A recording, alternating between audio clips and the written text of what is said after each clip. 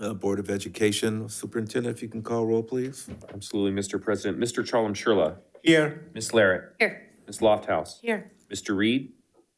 Mr. Clark. Here. Please note for the record, Mr. Reed is absent.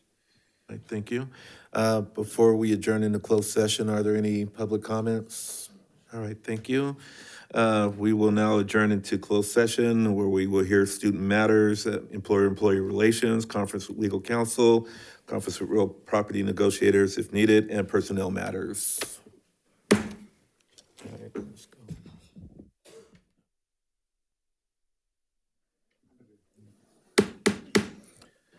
Good evening. It is Thursday, February 13th, and I'd like to call this meeting of the Folsom Cordova Unified School District Board of Education to order. Superintendent, could you call roll, please? Yes, sir. Ms. George. Here. Mr. Merrill. Here. Mr. Chalem-Shurla. Here. Ms. Larrett. Here. Ms. Lofthouse. Here. Mr. Reed. Mr. Clark. Here. Please note for the record that Mr. Reed is absent. All right, thank you. And we will start with our land acknowledgement. As the Folsom Cordova Unified School District, we acknowledge that our administrative facilities and schools occupied the unceded territory of the Nishinan and Miwok, the original people of the skies, lands, and waters where we work and learn. We also recognize the presence and ancestral stewardship of the Nishinan ancestral tribes and the Esto Natamuse and Nisim Pewanan to the north.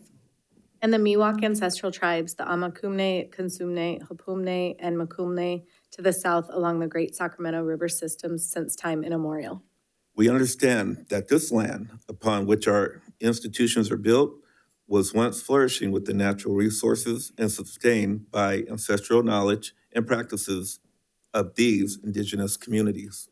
We acknowledge the injustices of colonialism and attempted genocide that have impacted these communities and recognize the resilience of their descendants who continue to thrive today. In our daily endeavors of teaching, learning, leadership, and community engagement, we commit to supporting, respecting, and honoring their culture, traditions, and lifeways. We pledge to work together for the evolving vision of the Miwok and Nishinan, especially all future generations. All right, thank you, Board. And with that, Mr. Peter Maroon, would you be so kind as to lead us in the pledge? Please stand. Remain the Pledge of Allegiance. And begin.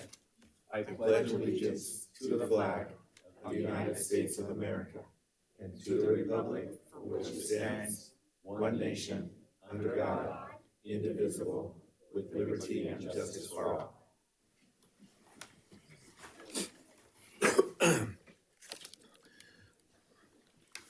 All right, a broadcast statement and recording is being made at the direction of the board, and the broadcast may capture images and sounds of those attending the meeting. Tonight's meeting is being live streamed on the district's YouTube channel. The recording will be cablecast as replays on the Metro Cable Channel 14, the Local Government Affairs channel on the Comcast and DirecTV UVerse cable systems. The recording will also be closed captioned in the video stream at Metro14Live.SACcounty.gov. Folsom Cordova Unified School District Board Policy 1313 promotes mutual respect, civility, and orderly conduct among employees, parents, and the public. We will treat staff, parents, and members of the public with respect and ask the same in return. If any member of the public uses obscenities or communicates in a demeaning, loud, insulting, and/or demeaning manner, the board will calmly and politely admonish the person to communicate civilly. Public comments during board meetings are an important component of public engagement and transparency. Members of the public will not be permitted to yield their speaking time to another member of the public. All written comments submitted by 3 p.m. today to the board have been read. Per the Brown Act, the board is not allowed to enter into a two-way discussion on any matter not on the agenda. All right. And with that, we are going to have our district recognition. This month is February, it's Black History Month, and Superintendent, I'll let you take that over. Yeah, I'm so overjoyed to invite Caden to come up to the lectern. We've practiced, the mic is set. Caden is gonna introduce himself, and I don't wanna steal his thunder, but I know he's a fifth grader at Cordova Meadows. Caden, do you tell us your role? Because, I mean, I have a president over here, but does everyone know that we have a president there? Or do you say that in your speech? Yes, I'm the 2-year president of BSU at Okay, Cordova perfect. Meadows Elementary. You're the man, all right, yeah. Yeah. Okay. Get into it. Good evening, board and Mr. Swanson. My name is Kaden Kittling, and I am a 5th grade Top Cub student at Cordova Meadows. I have been the president of the Black Student Union Club for the last 2 years and would like to explain what the Black Student Union Club means to me. To start, I will explain the importance of why BSU clubs are created. As Ms. Kim and Mrs. Yates have stated during the program, BSU clubs are a safe place to open up to each other, celebrate special people, and celebrate holidays revolving around Black culture. We manage to do this in many different ways, including talking, dancing, and learning. Our main priority at BSU is to confront and speak out against racism and inequality. For an example, Black Student Union is a safe space to honor Black history. For some people, this purpose and vision is not always accepted. This sad truth reduces scholars' education regarding the history of Black inventors, figures, pastime events, milestones, and so much more. At Cordova Meadows BSU, we have gone on field trips to Sojourner Truth Museum and the California History Museum Equity Center. We have also done book studies of Stamped for Kids and 28 Days of Black History. We put together videos for our school's Monday assembly to teach our school about historical figures and ways to show equality. We have also performed at several events in our district. We sing songs like Lift Every Voice You Sing and other historical songs. We like to do these activities and events to represent how passionate we are about this type of history. We are not doing marches and protests yet, but instead are asking for your help. We would love for you to join us at our 2nd annual Black History performance on February 27th at 5 p.m. in our multi-purpose room. I want to leave you a quote from Dr. Martin Luther King Jr. that says, "Faith is the first step, even when you can't see the whole staircase." Our BSU is so lucky to have staff who show us the whole staircase. Oh, that's wonderful.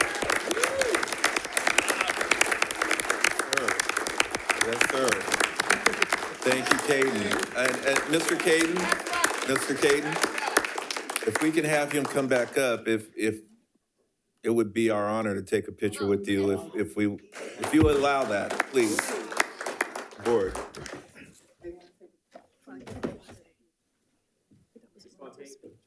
Right there in the front. Thank you so much. I promise, I'm gonna leave time for parents to take pictures. Okay. No, but come right on up. I don't want you to think I'm in your way. Thank you. Because I will be in your way, but I Thank will get you. out of your way. No I worries, promise. no worries.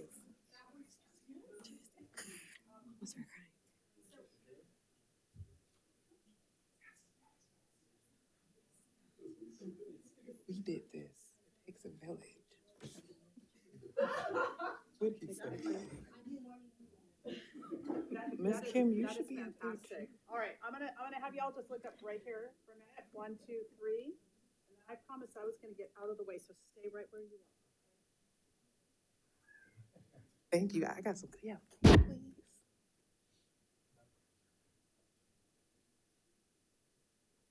Thank you so much. Thank you.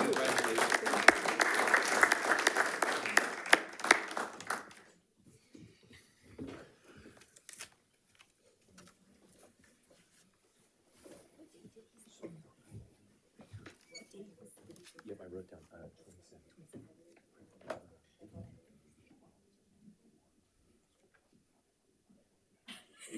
I'm not worried about it. Yeah, we'll run it.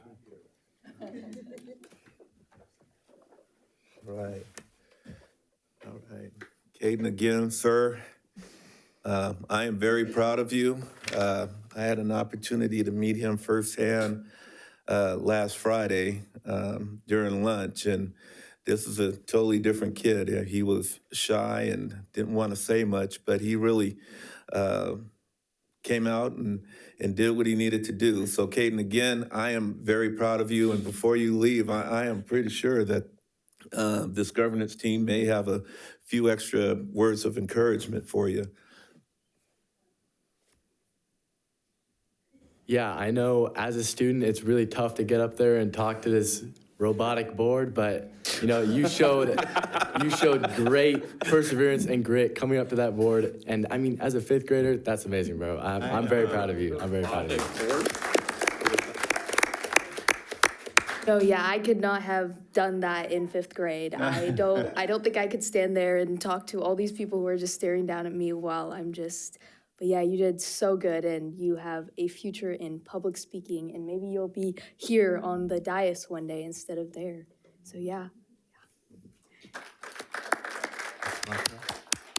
Yeah, actually took the words out of my mouth because I was going to say that you are probably going to be taking one of these spots up here pretty soon. So That's awesome. Thank you all so much. Absolutely.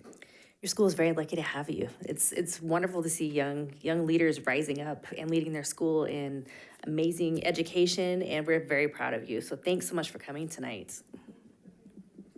Yeah. Sir, I can't see you. Yeah. No, I think I met him last Friday and principal introduced him.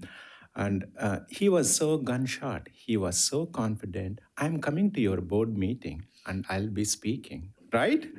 You did an awesome job. You know, I thought you were speaking, but you know, when you said you believed in your teachers, they're showing staircase. That's an awesome closing. Thank you, young man. All right.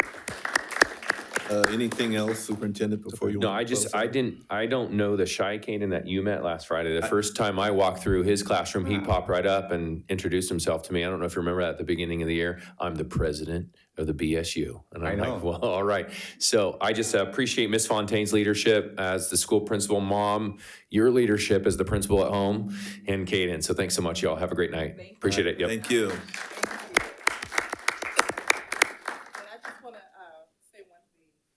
Obviously, it takes a village, so I definitely want to say I would not have been able to create this masterpiece without the help of all the teachers and the principal as well. I Cordova, he's been there since first grade. So, yes, it definitely does take a village. Thank you so much. Thank you. All right, we'll go on to item 5, reporting out closed session. Nothing to report. Right, thank you, sir. Item 6, adoption of agenda. I'll move. I'll second that. Moved by Student Board Member Merrill, second by Board Member Charlem Cherla. Superintendent? Ms. George. Aye. Mr. Merrill. Aye. Mr. Charlem Shirla. Yes. Ms. Larrett. Aye.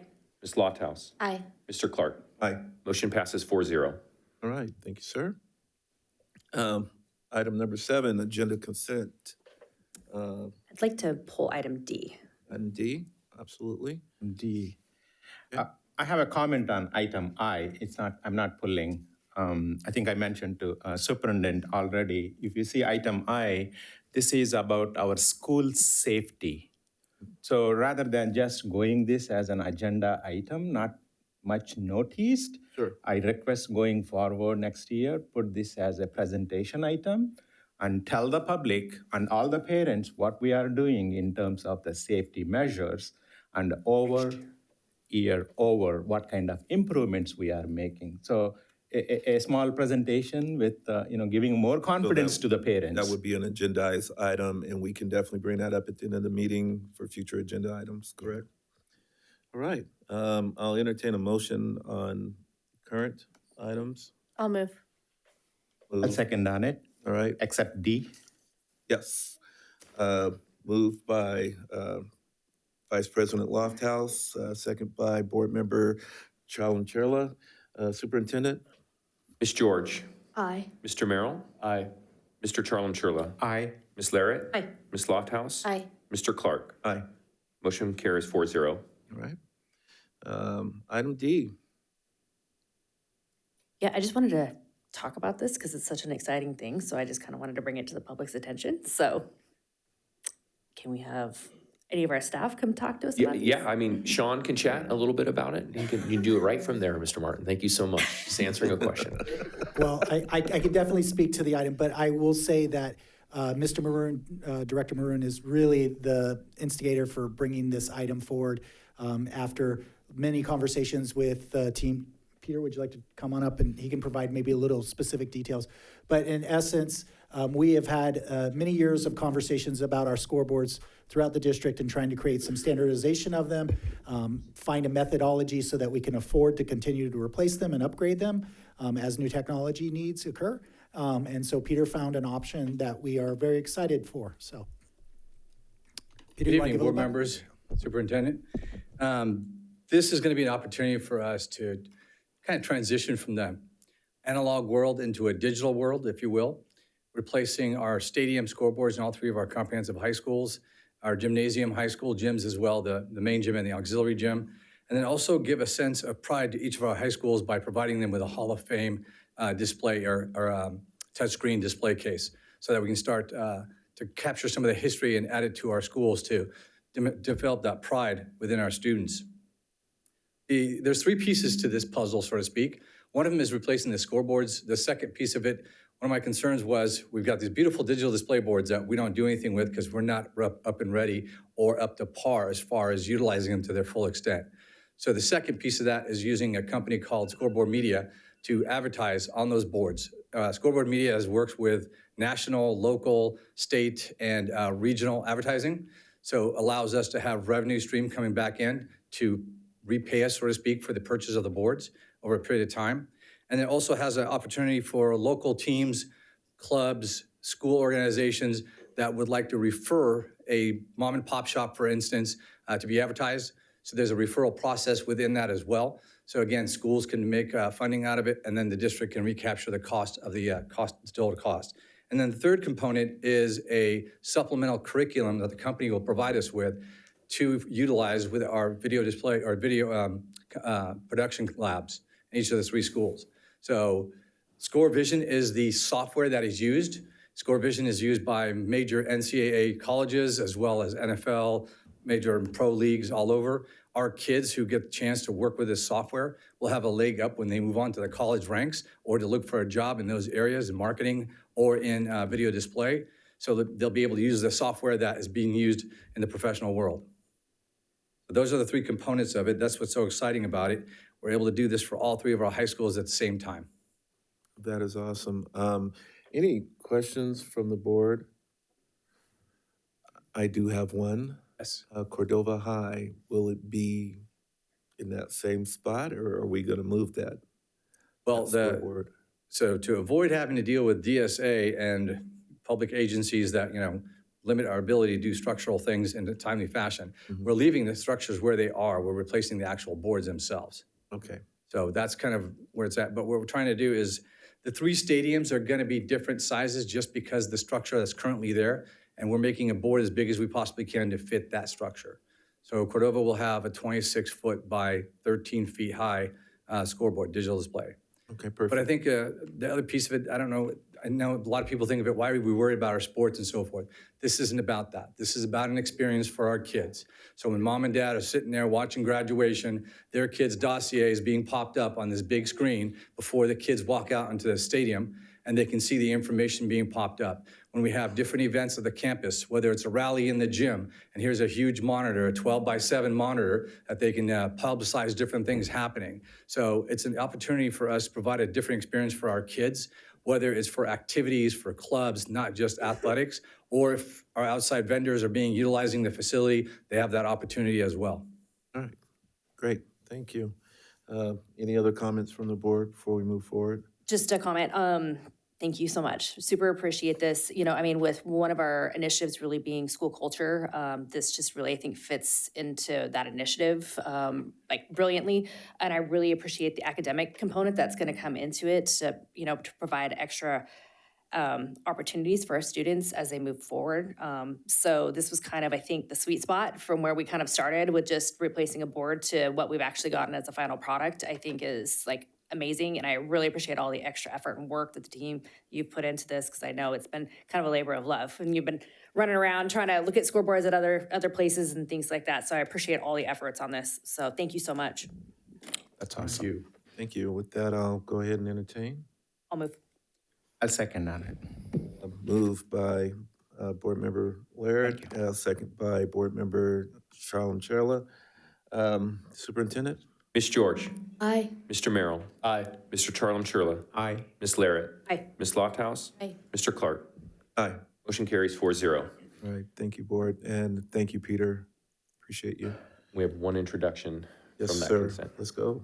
Yeah, so I thank the board for, in the consent items, we accepted some personal action, and we would like to welcome Coach Mike Strubing to the microphone. Coach, come on up.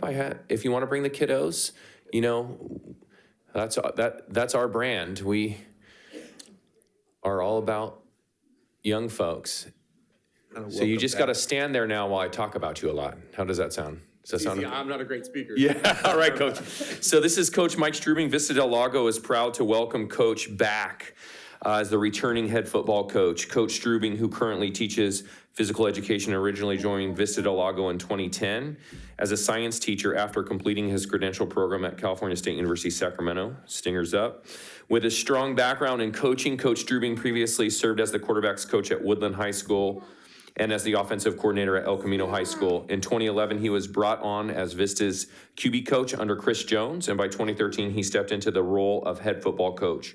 Over his tenure from 2013 to 2021, he led the program to a 55-29 record, securing playoff appearances in 6 of 7 seasons.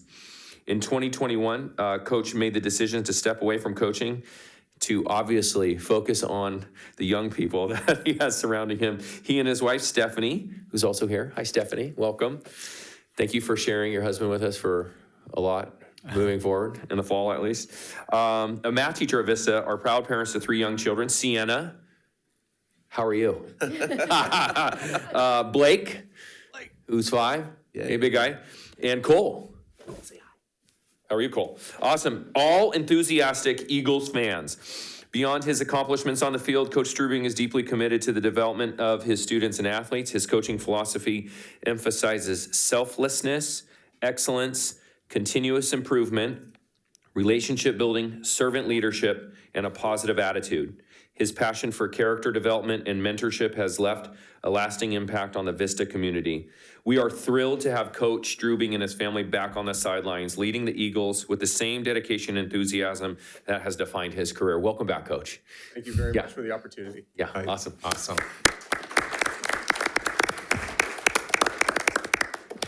Thank you, Mr. President. All right, thank you, sir. Moving on, item 9. Put that up here. There's no, item 8, no special presentations. We'll go to item 9, public comment. I do understand that there are some public comments on one particular item. According to board bylaw 9323, I am going to limit that in person and online for 20 minutes.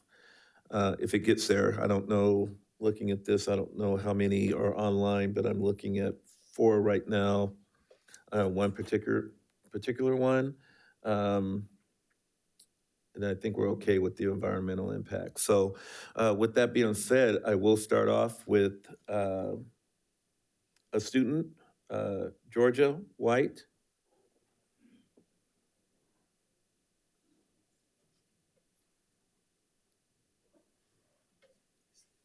Is this environmental or is this math?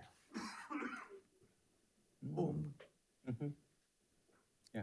Hi, my name is Georgia White. I'm from Cordova. Hi, BSU. I'm going to be saying a poem from Amanda Gorman called The Hills We Climb. When days come, we ask ourselves, where can we find light in this never-ending shade? The loss we carry, a sea we must wade. We brave the belly of the beast. We've learned the quiet isn't always peace, and the norms and notions of what just isn't always justice, and yet the dawn is ours. Before we knew it, somehow we do it. Somehow we've weathered and witnessed a nation that isn't broken, but simply unfinished. We, the successors of a country and time where a skinny black girl descended from slaves and raised by a single mother can dream of becoming president, only to find herself reciting for one. And yes, we are far from polished, far from pristine, but that doesn't mean we are striving to form a union that is perfect.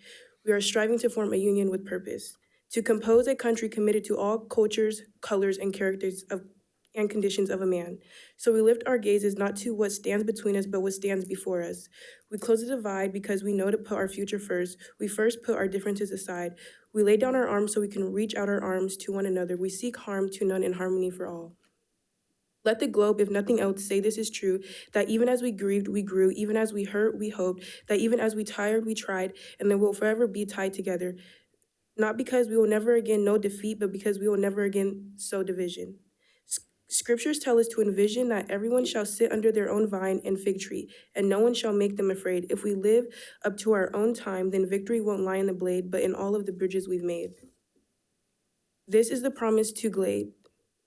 The hill we climb if only we dare it, because being American is more than a pride we inherit. It is the past we step into and how we repair it. We've seen a forest that would shatter our nation rather than share it, that would destroy our country if it meant delaying democracy. And this effort very nearly succeeded, but while democracy can periodically be delayed, it can never be permanently defeated. In this truth, in this faith, we trust for while we have our eyes on the future. History has its eye on us.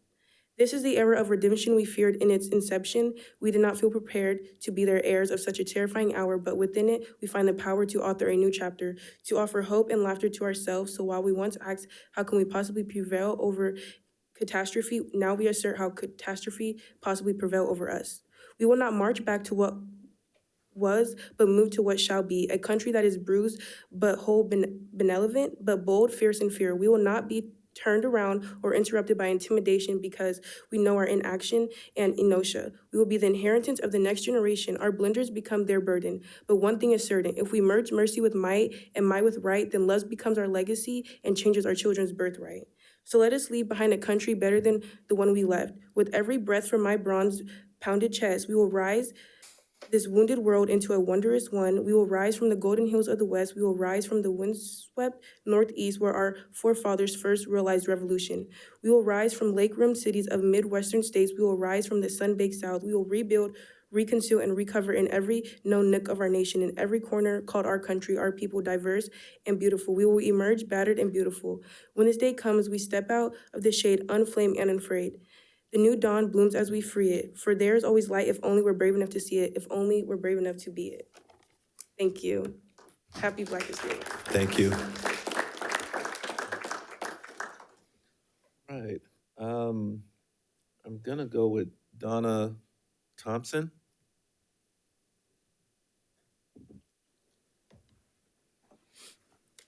Good evening. And I want to thank you guys for all you do for our school district. And appreciate you guys and your time and efforts. My name is Donna Thompson, and my husband and I raised our 3 children here in Folsom.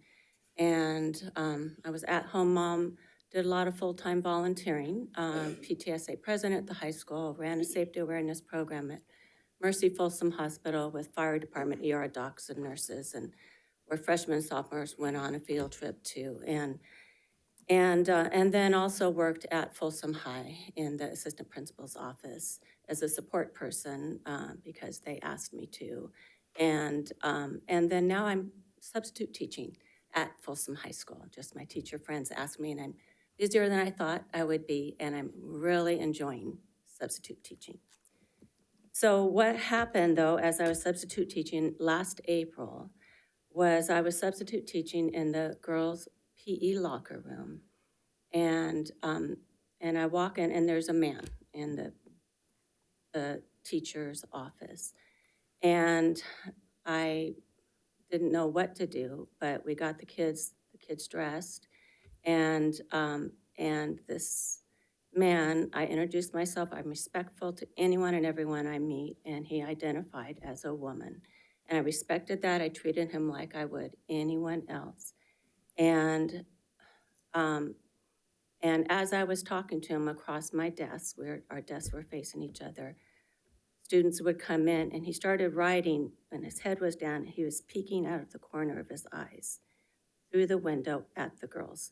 And this is last year, and there's a special needs student that completely undresses and didn't know what was going on. And there's other girls that were saying, oh, there's a man in the locker room.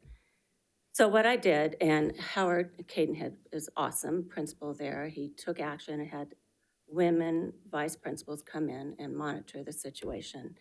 And since then, I have reached out to the school district, and of course, Howard assured me that this person would not be in the PE locker room in the future. So lots of great position, lots of classrooms this person could be in, and lots of other classroom opportunities where students are not in the state of undress. So, and the district has been very polite and saying that they're working on the situation. So I've reached out a couple other times to the district, and my main question I have is, how do we prevent this from happening for future hires in the school district that are a male that identify as a female to watch girls in the state of undress? So I'm waiting to hear from the school district what protocols have been set, and I haven't gotten an answer. So I'm asking the school board to work with the school district to come up with some kind of resolution so that these girls have their privacy in the state of undress in the PE locker room at the high school, at any of our schools in our school district. So again, I want to just clarify, I don't think these girls should feel like they have to be conditioned to get used to this. They count too. So I appreciate your time, and I know you guys will work well together, and I'd love to hear what the outcome is. I know this was a very, very delicate subject, and I appreciate that. Thank you. Right. Very Thank much. you. All right. Trying to lump everything together here. Faith Smith.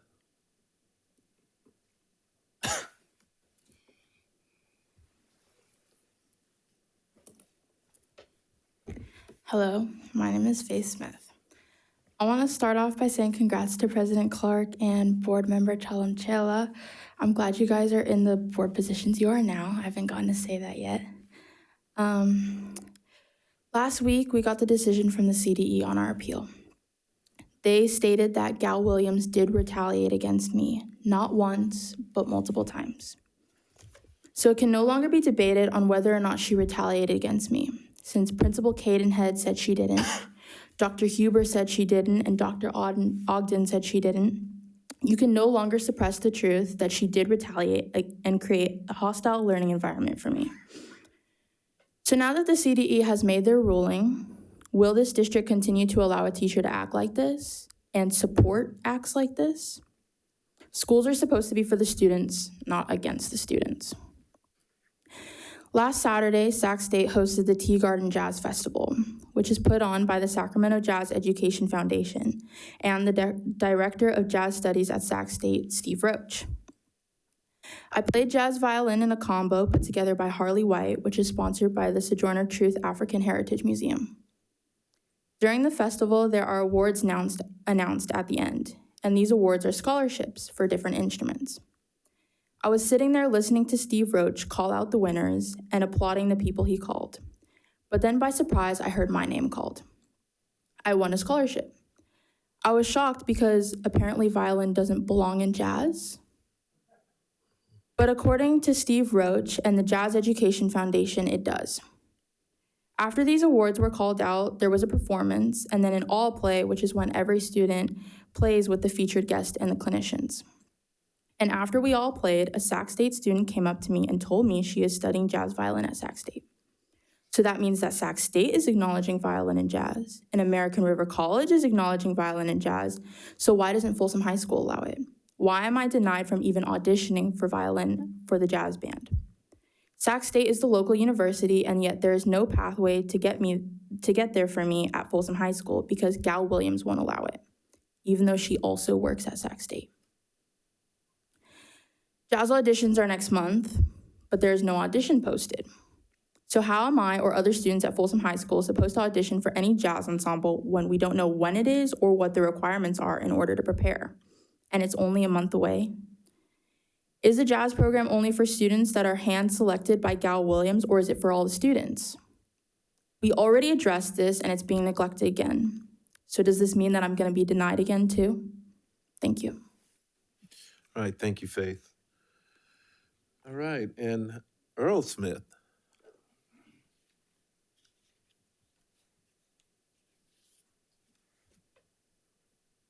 Good evening, board. President Clark. And welcome, YK. I'm sorry I can't say your last name. I'm dyslexic. I'm embracing that fact that I am a disabled person. I sent you all an email with the ruling. It's only one ruling from August of 2023 to February 8th, 2024. The issues that came about after that day I'm still currently addressing.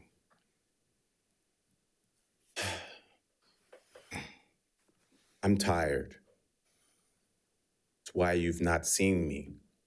I'm overwhelmed, taking Faith to ARC every day, trying to build a pathway that's supposed to be provided to me through the area I live in. Mr. Swanson, your presence is felt. About put tears to my eyes. See that little boy come up here and speak.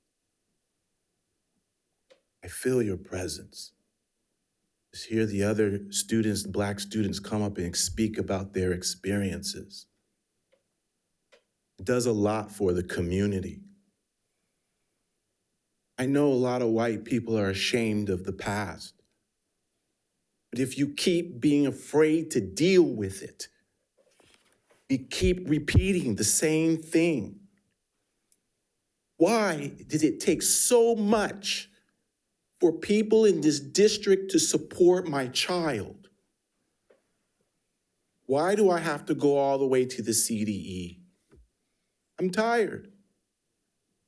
I had an investigator, news reporter reach out to me on Instagram yesterday.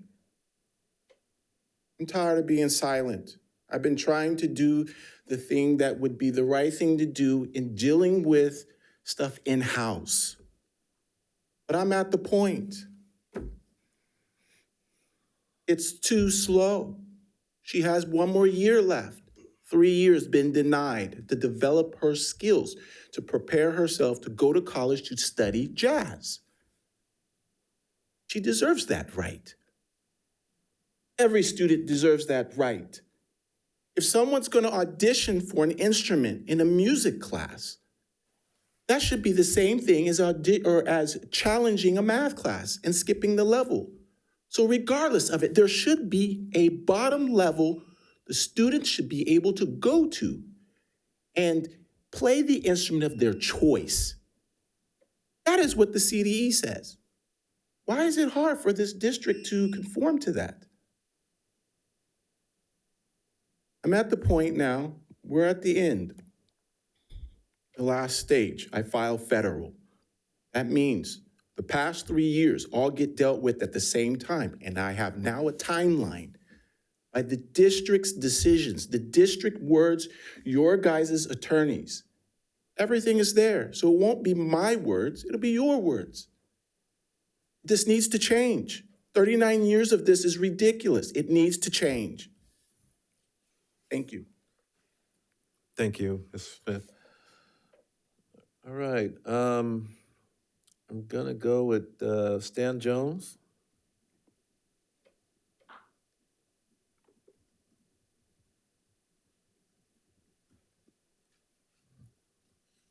Stan Jones, Rancho Cordova, and the reason school districts exist is what happens in the classroom. So that's been my focus and my interest. I went through college and grad school to get a teaching credential. I completed all the coursework, and I did student teaching in 8th grade math. So 8th grade is kind of the end of a journey, and some of the kids struggle more than others. And so at the last board meeting, you voted to accept the SARCs for the year. You do that every February, and you did it last time. I have here scores from 2 different schools, Mills and Folsom Middle, and that's just picking 2 because I have a connection with a school. And what the difference is there, each of you I've heard at a different time in the last couple of years, you have an interest in talking about Rancho Cordova academic achievement. And although if the state average for math is 30% for middle school meeting achievement, and we're meeting 30%, I don't think we should find that necessarily acceptable. We should still be asking questions about why not 35, why not 40. Now, some of the reason, so I'm asking you if you can consider putting it as an agenda item sometime to talk about student achievement. And one of the things was that one of you mentioned that you were interested in discussing it, but there's a confidential nature associated with discussing actual real humans, real teachers, real students, and so forth. And so I wrote back and I said, offered the suggestion, considered a closed session item to discuss so that you could bring whoever has information so that you could consider that. And one of the reasons to also consider it is that staff development is something the board considers through its ongoing processes. And I think that staff development is, when I did my student teaching, I knew in middle school, I was in an upper successful junior high in my own 8th grade. Then I became an 8th grade teacher, and I realized I was in an inner city school where a third of the kids weren't there on any given day.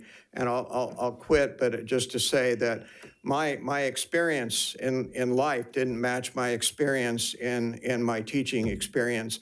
And so I realized right from the beginning, I needed more help. And I think our teachers deserve being thought about in finding ways to find places. Perhaps I thought maybe there's a school district out there in Southern California or even closer by who have good ideas and success. We see some of that on the internet with people. Maybe some of that we can use to draw upon, or merely the ideas of Folsom to Rancho Cordova. So I just ask that be considered as a discussion item at some point in your planning for our teachers to help our kids. Thank you. Thank you, Mr. Jones. All right.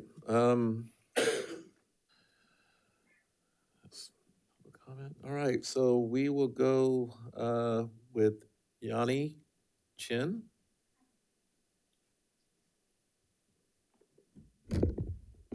Good evening, superintendents, board members, and the members of the FCUSD community. I am a parent of 6th grader students in FCUSD.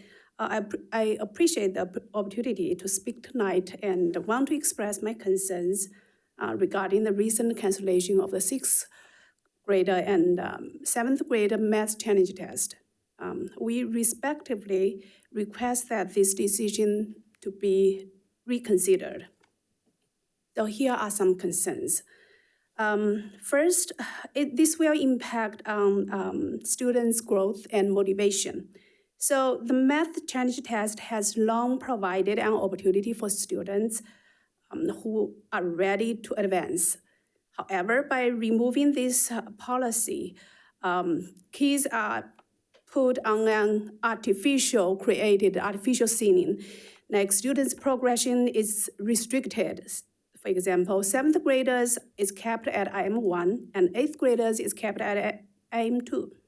However, we have seen firsthand cases, many cases, that students who previously took IM3 in eighth grade, including my own daughter, and went on to thrive in all the math courses in high school, including pre-calc and calculus. So this demonstrates that the previous accelerated pathway was not only viable, but also highly effective in providing a strong foundation to prepare students for future success. So eliminating this pathway discourages students eager to take on advanced coursework and limits their academic potential.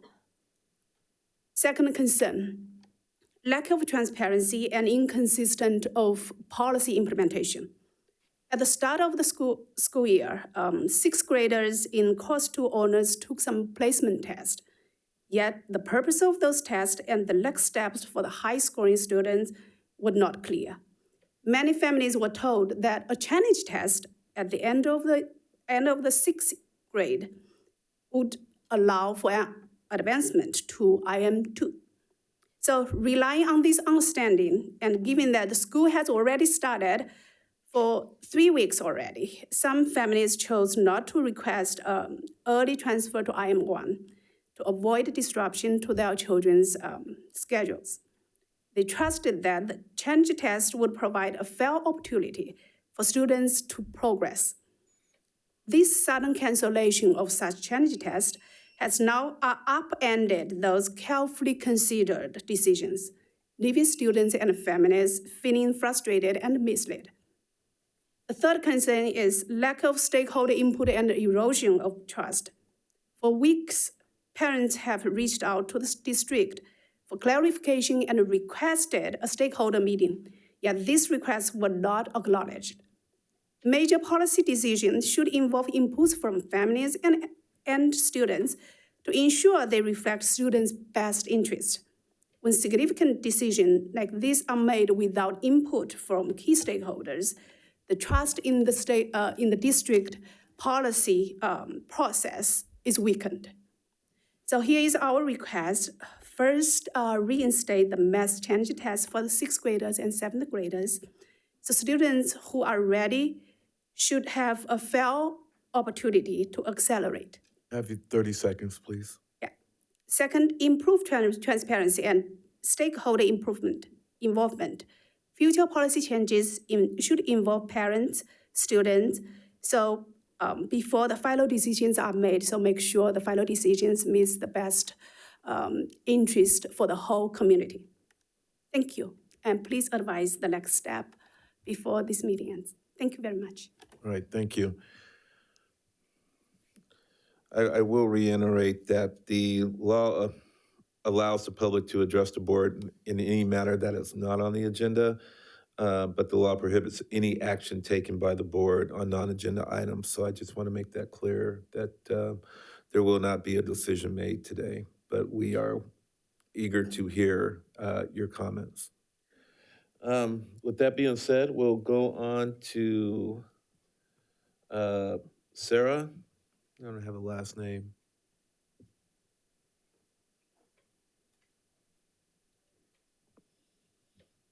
Hello, my name is Sarah, and I'm a long-term resident of Folsom.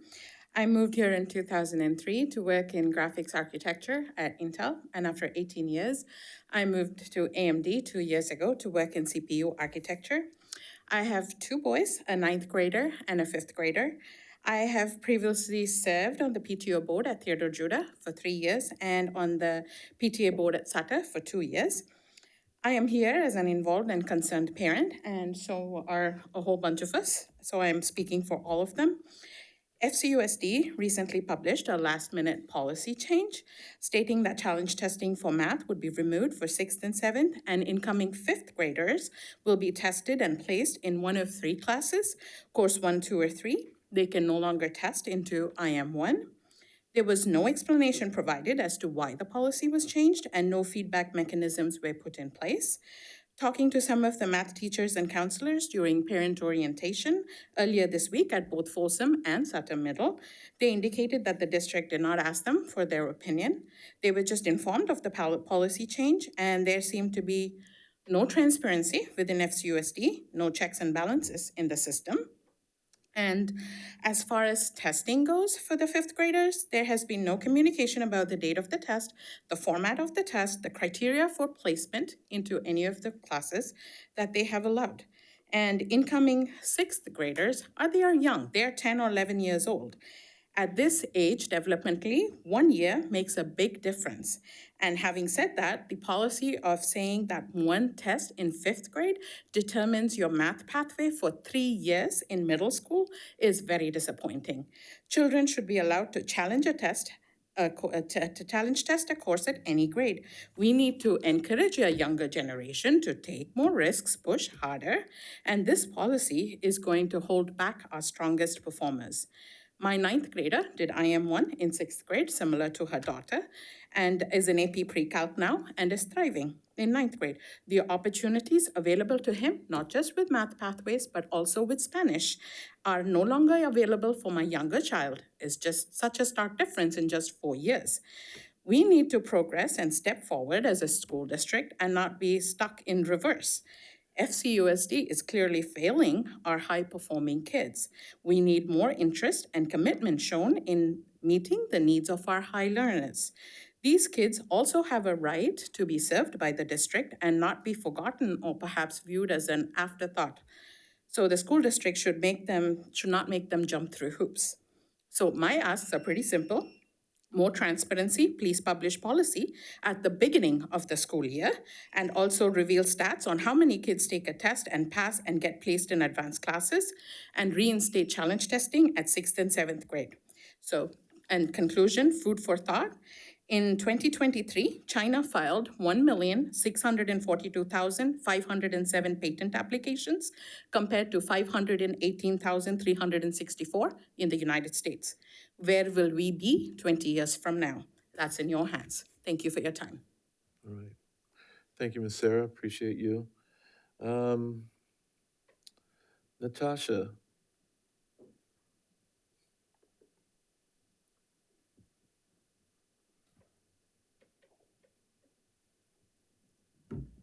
Good evening, members of the board. My name is Natasha. I am a long-term resident of Folsom for about 17 years now.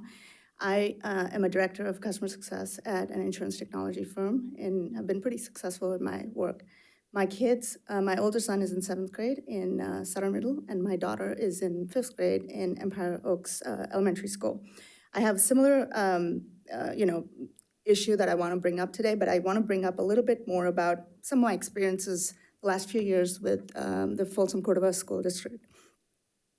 My big concern is about all of this policy change affecting kids with no recourse. I'm very disappointed and upset with how FCUSD has been chipping away at advanced and honors classes the last few years. For those who don't have the background, I want to lay it out for you. There have been several instances where FCUSD has decided they will change or remove access to certain programs in the name of policy changes. For instance, 5 or 6 years ago, it was determined to stop offering the academy programs at Theodore Judah when my son was in 1st grade. After it was announced, the school and district received sufficient backlash from parents and families, and at that point, it was decided not to gut those programs. A couple years ago, the district decided to stop offering Spanish classes in 6th grade, stating that we didn't have enough teaching staff, even though they had 2 teachers that they found later. Now, historically, Sutter's always had 2 Spanish teachers, but after that, 6th grade no longer gets Spanish classes anymore. They have to wait until 7th grade to get their classes. Last year, my son tested for the IM1 test right after school, started to challenge the test. 24 hours before the test, they changed the rules of the passing grade. So typically, the passing grade is 80%. 24 hours before the test, the kids were told the passing grade is going to be 95% out of a test that had 10 problems. Now imagine my child's plight, who's a very high scoring, very high achieving math kid. And this is not against any other child that does or does not perform. But my child came back home saying, Mom, I'm never going to pass this test. This is very hard to hear as a parent who is being demotivated by a teacher in class because she doesn't have enough room or does not have enough resources to help these kids. The last straw was when last week parents received that email stating that effective spring 2025, there will no longer be honors classes for math in middle school for incoming sixth graders, and no more access to challenge math courses to be placed into the next advanced classes. I believe scrapping these opportunities is a big mistake. This will have impacts on the district, the city, and students. Why do families try to move to Folsom? They do that for many reasons, the most important being access to strong academic programs. Take that away, and you will no longer have people flocking to Folsom to buy all the new homes that we're building out here. I know at least 2 Folsom families that have decided to move to El Dorado Hills and Granite Bay because the schools there are providing those opportunities that Folsom is not able to provide. In a state like California, where academic excellence is always celebrated, I would hate for us to take this away from kids. The district would never take away sports programs from high-achieving athletes. Then why do that for academic students?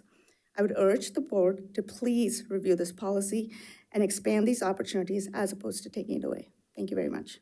All right, thank you. Okay, that ends our in-person public comments. We do have 4.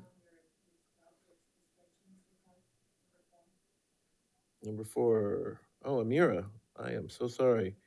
Amira, and please forgive me if I try to pronounce this last name, it would not fare well.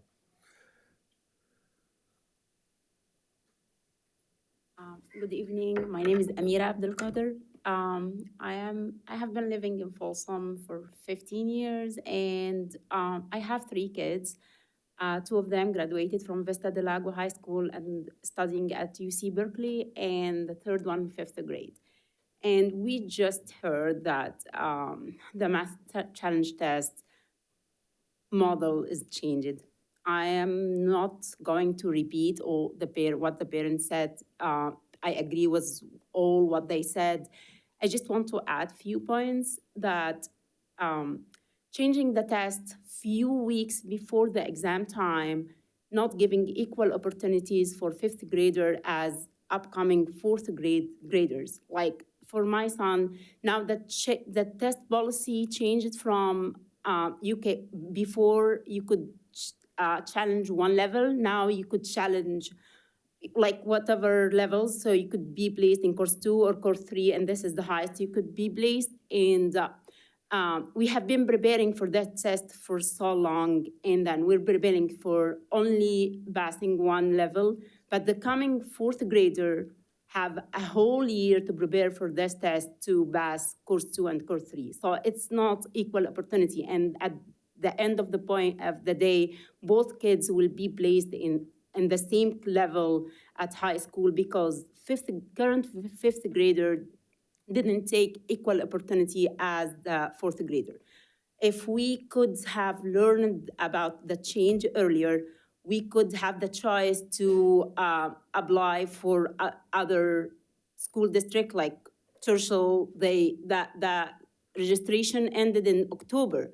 By the time the registration was opened, we had the same pathway, same opportunities, same challenge tests. So why would I drive for 45 minutes if I have the same thing? But if I could have learned earlier that the challenge test will be changed, like canceled, and that the maximum that my kids could do is reaching IM2 in middle school, I could have the choice to go to Churchill or go somewhere else to help my kids to have like higher opportunities and to challenge himself. And as study shows that at this early age, at any age, if you challenge your brain, that will help it to grow faster. And also, if these kids get bored, they are like, if the kids are capable to do it, and if they get bored, we'll see them like if if you're challenged too high or you're bored, your attitude or your achievement will not be the best you want. Thank you so much for giving me the opportunity to talk, and I appreciate reconsidering canceling the challenge test. Thank you so much. All right, thank you, Amira. Okay, now it is safe to go to online public comments, so there is none. All right, well, thank you. We will move on to item 10, report of district organizations. All right. Our report will begin with a plug to our next SAB event, which will be the 3rd annual International Night. It will be held in the same spot at Cordova High's PAC, their Performing Arts Center. It's going to be May 7th this year. It's a little bit later, but we got it after Ramadan. That's when our normal time span is. It's gonna be, we're expecting a lot more performance, and we are expecting a lot more people coming because we have like double the amount of advertisers or SAB members than last year. And we also had an SAB meeting today at Mills Middle School where Elena Cabrera came out and she talked about LCAP and the data walk. And we had a lot of dialogue between the district and our students about the Panorama Survey and the Healthy Kids Survey.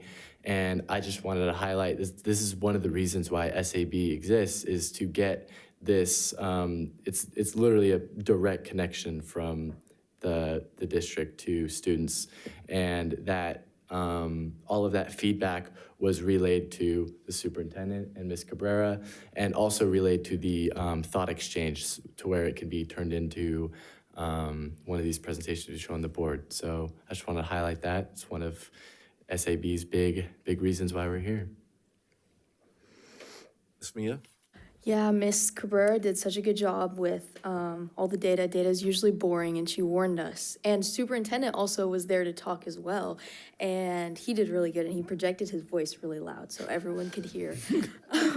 But there was, we did a lot of talking at SAB today, and we also talked about, two students from Mitchell Middle School, Caitlin and Nat, shout out if you guys see this.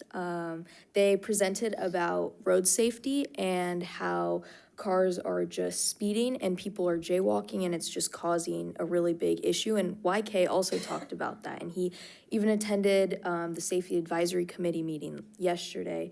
And it was just really surprising to see or hear stories of from every single school about a kid almost getting hit. That is a little dark, but from a car. So I think that's a really good thing to look into. And I know you started talking about that, about pulling that for a future agenda item to Mr. Clark. And so it's just really cool to see how important SAB is and how much communication that there is between the district, the kids, and all the different schools, and then it comes here. So yeah, and then the Winter Festival went really well.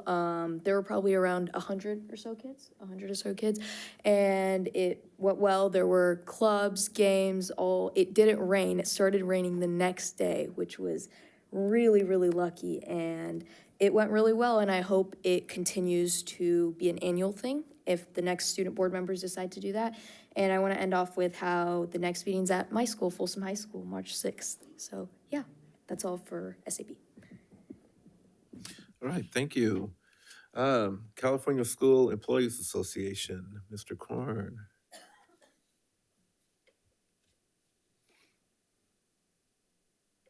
Good evening, board members, Superintendent Swanson. It's been a busy couple of weeks for CSEA and HR department negotiating team. We've met a couple of times. We've managed to agree on MOUs 10, 11, 12, 13, 14, 15, 16, and 17 with a side letter for Appendix A4 on the past 2 weeks, and had a gracious offer from the district as well for compensation and benefits. We will be surveying our membership over the next couple of weeks, even though a lot of them will be out next week. we still will push out the survey, and on the 26th, we will meet with the negotiating team again to discuss our response to the offer.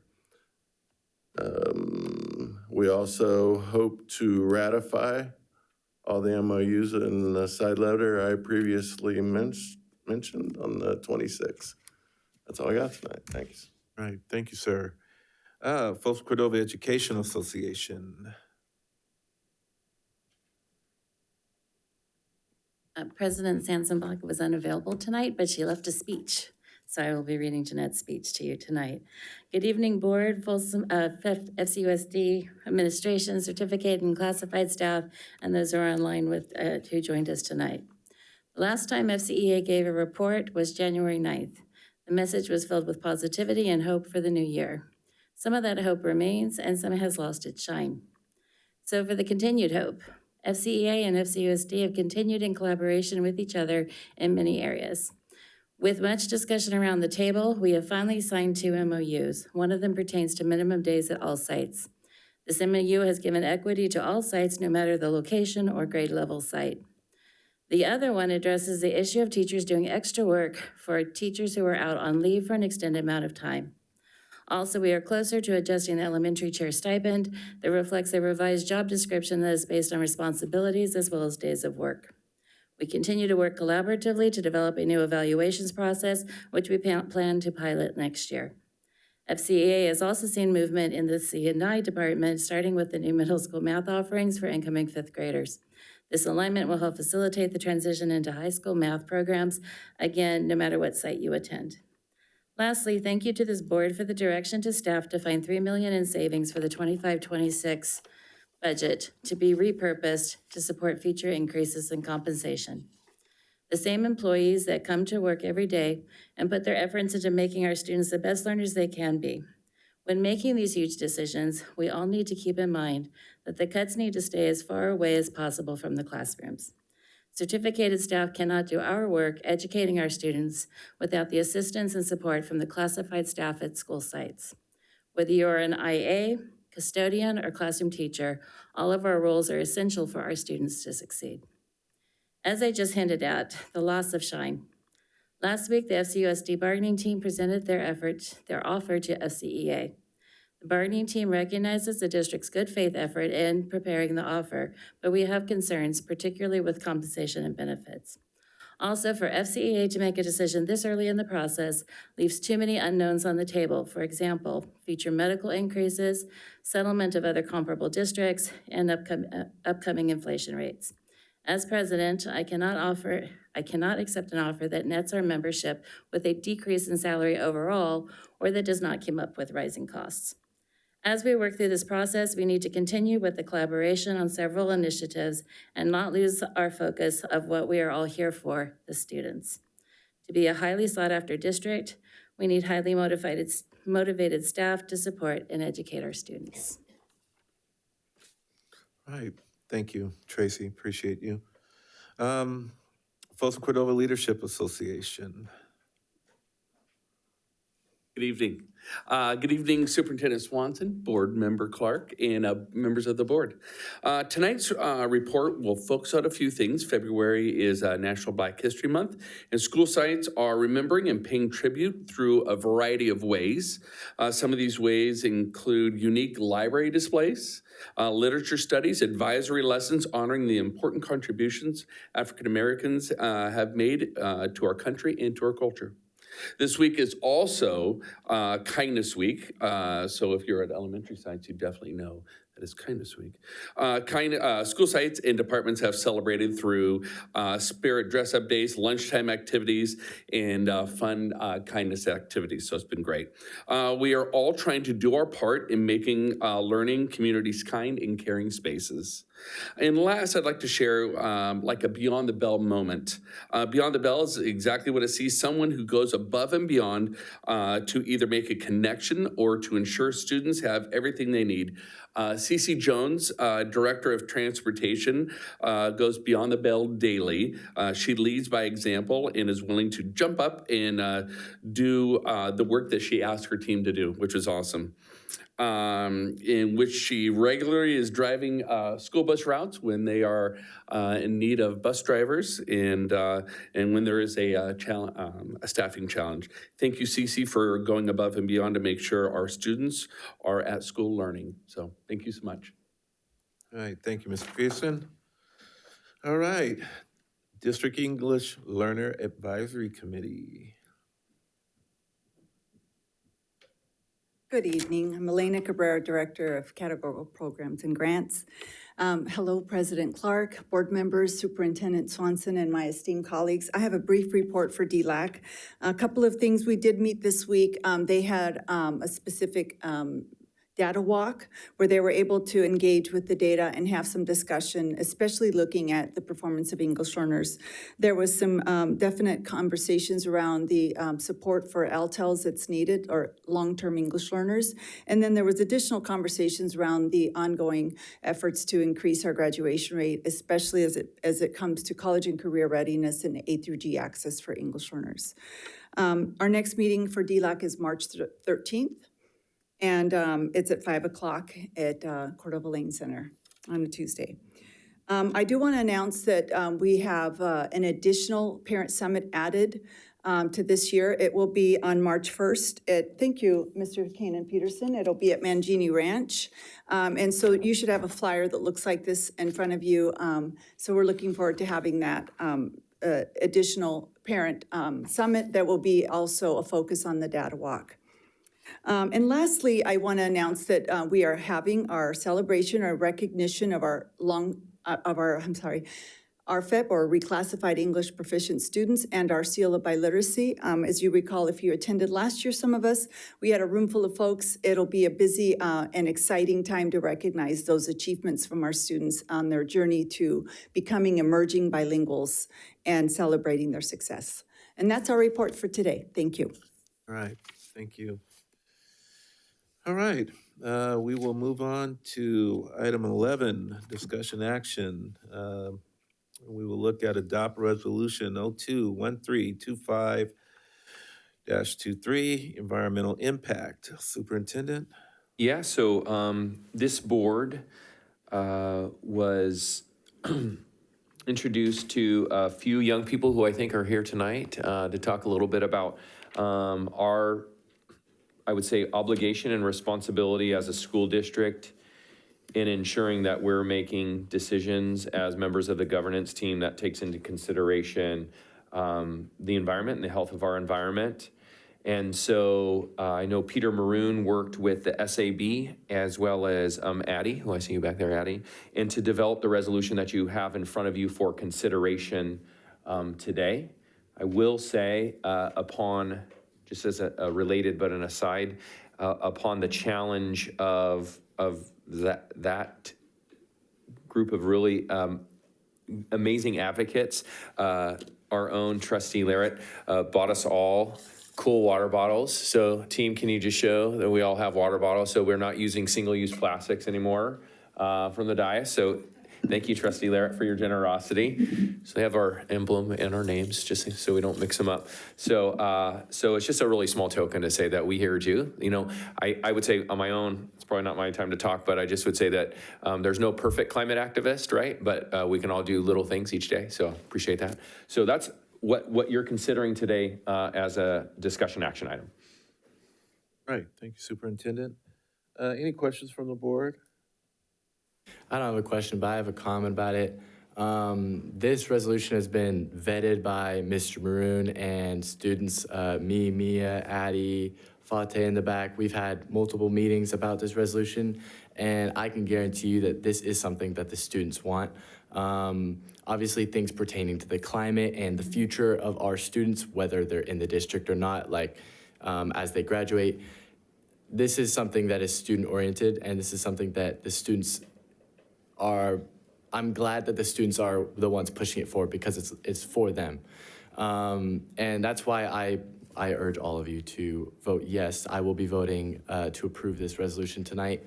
But yeah, this is something that the students want and actually that they need. And even though this is not going to fix climate change, it's not going to reverse its effects, it's one small step that we can do in our community. And that one small step can then be replicated in communities around us. Student board members and boards of education or surrounding districts can look to us as pioneers, and they might even model off this exact same resolution, who knows? So yeah, I just want to thank Addie and the Environmental Club at Vista for creating this. This is really important, and I'm glad that this is even up here right now. I also just have comments, not really questions, but I do want to thank the students for bringing this forward. I think in this current climate right now, we turn on the TV and we see worldwide some impacts that are happening and shutting down other resolutions across our country that are directly related to climate change. And we will all see and feel the impact. And so what I'm really hopeful for is seeing our students lift up and understand the impact, because I think that as much as I want our generation to be the ones that can no, I think it is truly your generation that is going to make the changes. So I appreciate seeing the leadership come up from our district. This is a Golden Bell thing, I think. But no, I really, really, truly appreciate your hard work, because it's bold. And I appreciate bold, and I appreciate standing up in front of us and saying this is something that we have to do. And I appreciate the board being on board with making the statement as well as a district. So thank you for your hard work, and I appreciate it. Yeah. I remember the first time Addie reached out and was like, hey, can we do this? I was like, oh yeah, of course. I was a little unsure on how to do it because I've never made it. It was my first time doing it. And it was just really cool seeing everything come together and with Mr. Maroon's help. And it was also really cool to see SAB, when we brought it up on the slideshow, everyone was like, oh, we should try to go. I'm glad that Vista's here. And I know that a lot of SAB wanted to come because I heard all the murmurs. They were like, oh, I can't believe it's finally happening, because you presented in December and they still remember. And it was just, I'm glad that this is getting pushed forward and we're talking about it. And we are one step ahead of everyone else. Yeah, I just wanted to say that, we're taking this very seriously. We appreciate you bringing this forward. We're even taking steps as we're talking replacements and new builds and things like that. We talked recently about replacing our field at Folsom High School, and we've already looked into it, and there is going to be a recycle program for our field that we're taking out. So we are already taking those steps, and we appreciate you guys bringing this forward, and want to let you know that we're being responsive to this, and that we're going to be monitoring everything that we do as we move forward. So thank you so much for all your work on this. Appreciate it. Mr. President, okay. Sure. Thank you again. Now you have a resolution, right? So the next thing, I sincerely request, I think I had a chat with all of you on the Winter Day Festival to see the Arbor Day is coming in April, right? So let's take some action. I sincerely request, I did briefly mention to Mr. Maureen, just planting few trees in our schools. Some areas of our schools are very dry. When we hit the 110 degrees temperature, the classroom, teachers knows, and you all know that one. And this is the perfect time. I'll be one of your first volunteer. How about that? You can take my name as a first volunteer, and we can collaborate with the city, both sides, Rancho Cordova and Folsom, and the Sacramento Tree Foundation, where we have a very strong relationship. So let's do in this winter season by the Arbor Day, planting few trees in identifying 1 or 2 schools through MAT. Okay, let's take that next challenge beyond this resolution. Are we good? Thank you again. Thank you. Right, thank you. With that being said, I will take it out to the public, and we do have some public comment on that, and they look like they're all students, which is great. And we'll start off with Miss Addie Luong.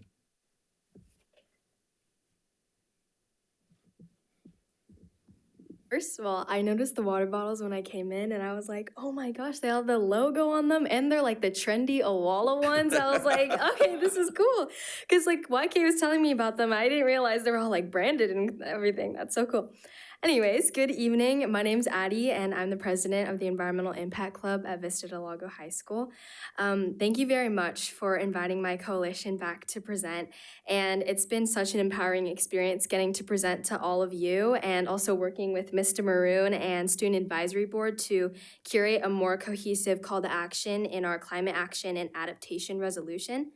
And just before acknowledging the journey that we're about to embark on after today, I just want to reflect on what's happened since we last spoke at the December 17th board meeting. At the beginning of the year, the Palisades and Eaton wildfires raged throughout Los Angeles and went down as two of the deadliest and most destructive wildfires in California's history. And while climate change was knocking on the front doors of California residents, begging to be acknowledged, the US pulled out of the Paris Climate Agreement again, and it's been reported that fossil fuel companies spent a record $38 million in 2024 to block California climate legislation from passing, instead of paying for the damages of the LA wildfires and other associated costs of climate change. And all of this to say, it's been more apparent than ever that there's no better time than now for change. And I'm so proud that my school district is heeding the call of their students and the environment to foster that change. So in the past month, my coalition and I got to share about our campaign at the SAB Winter Festival, and we got to talk to a lot of other students in FCUSD and play a beanbag trash sorting game with them to educate them on proper waste disposal. And we've also been meeting virtually every weekend in January to prepare for this board meeting, and we also got to work with SAB to write the resolution on your desks. So in that process, I've gotten to learn so much about the inner workings of our district, and I'm excited about the plans that we've already been making for electrifying school buses and sustainable construction materials. And for that and the experiences I've had along the way, thank you for all of your support and for our campaign and taking the climate action that our district desperately needs. I'm grateful to all of you for helping make our voices heard and empowering students like us by providing us with a platform to share our experiences. So we envision the implementation of our climate action and adaptation resolution to continue this similar pattern of incorporating student voices and feedback as we explore and experiment with what sustainable change will look like in our school district. I look forward to continuing working with all of you to show our students and staff that sustainability, carbon neutrality, and climate action are key priorities of the Folsom Cordova Unified School District. Thank you all for your time. All right. Thank you, Addie. All right. Priya Darshanini. I know I butchered that one. Priyadarshini, welcome. Okay. Thank you, YK. There's a little joke I could share about that later, but thank you. Okay. I'm Priyadarshini Mohan from Vista Del Lago High School, a sophomore, aka Priya is fine. Yeah. And I want to thank the board members for looking into the resolution and wanting to help make this vision a reality. Thank you so much, Mr. Swanson, Mr. Chalamcherla, Ms. Lorette, Mr. Clark, Ms. Lofthouse, and Ms. George and Mr. Merrill. Even just allowing us to present our resolution to a board meeting has sprouted positive awareness about this urgent matter and cause. Thank you for giving the positive comments you all gave last board meeting. It really shows how much you guys care about our planet and how much you guys are willing to help us. And thank you for inviting us back. This issue is a real world crisis happening every day. And whatever we do right now will impact our futures. So I wanted to take a minute to appreciate the people helping out with this campaign. I also want to give thanks to the people that are involved in it, or even just people that are spreading information about our resolution. Thank you to the club. All members have been with us since day one. And thank you to our teacher that lets us conduct meetings about this topic in our classroom.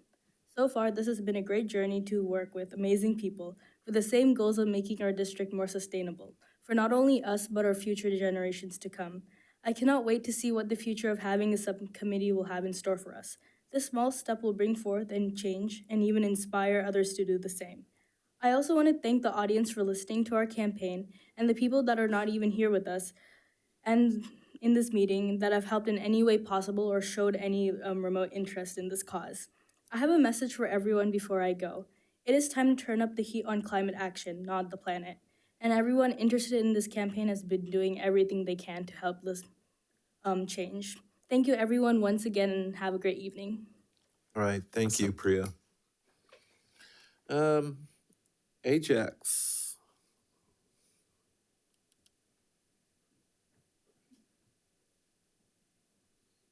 Good evening, board. My name is Ajax Casneda, and I'm a sophomore at Vista Del Lago High School. I am also an officer for the Environmental Impact Club.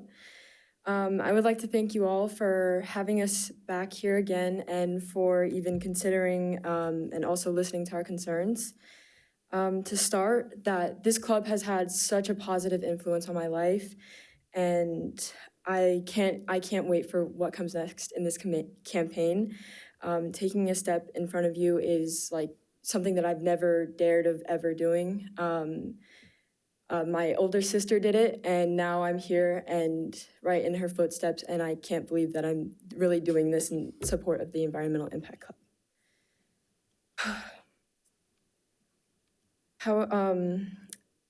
I'm really glad that it did happen because students like me in our club, we got to come up here and speak out for our for the climate/environment with our own experiences.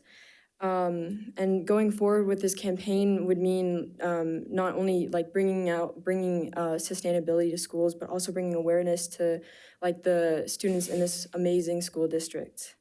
So I hope all of you guys together will go forward with our campaign and support us as well.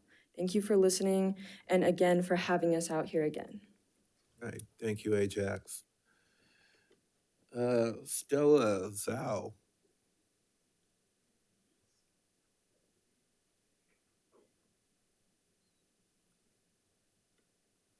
Hello, board. My name is Stella. I'm a freshman at Vista Del Lago. I'm the treasurer of the Environmental Impact Club. I really appreciate the board for inviting our club back and listening to our concerns. The chance to come up and know that my voice and opinion will be heard is an opportunity that I'm really grateful for. We look forward to collaborating with the district, especially by reinforcing the urgent importance of sustainability to FCUSD students and our communities. Thank you for your time. All right, thank you so much. Are there any online public comments? All right, we'll bring it back to the board for any final comments. I have one final comment because I forgot to make it last time. And this is to Mr. Maroon. And I'm going to call him Mr. Maroon because he was my teacher in middle school. And Mr. Swanson was telling me all about what Mr. Maroon was doing with the Environmental Impact Club. And I was like, oh my gosh, this is just like old times. And he showed some pictures, apparently, also from old times, of doing very similar things when he was my student council teacher in middle school. So thank you, Mr. Maroon, for your help with the kids. And I actually, when he was saying it, I was like, oh, I could like see the joy of Mr. Maroon working with the kids on this. And so I didn't actually see it, but I just through hearing the stories, I knew that it did bring you probably a lot of joy to be working with them through this. So thank you for your help and support with them as well. All right, thank you, Ms. Lofthouse. Peter, do you have any pictures of Ms. Lofthouse back in the day? Yeah, absolutely. I can use those. I just want to say I appreciate your advocacy. This is very serious with climate change, and that's part of our social justice, environmental impact. And I just, appreciate you guys coming out and making this happen, doing that presentation back in December and, prompting board member Larrett to make sure that we have our water bottles and, we're doing our part as a board. And it would be my honor and Ms. Larrett's honor to sign off on this resolution tonight.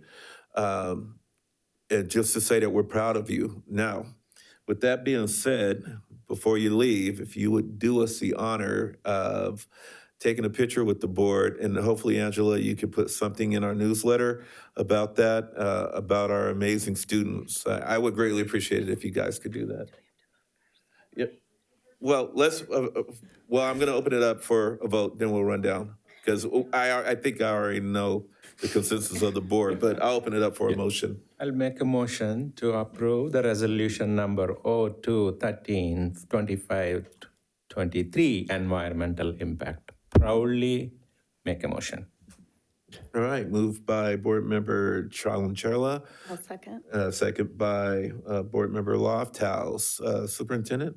Ms. George. Aye. Mr. Merrill. Aye. Mr. Charlam-Churla. Aye. Ms. Larrett. Aye. Ms. Lofthouse. Aye. Mr. Clark. Aye. Motion passes unanimously. Yay.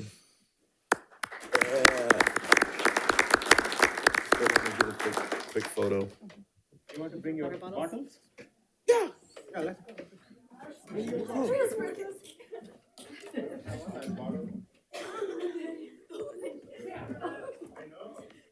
Except the first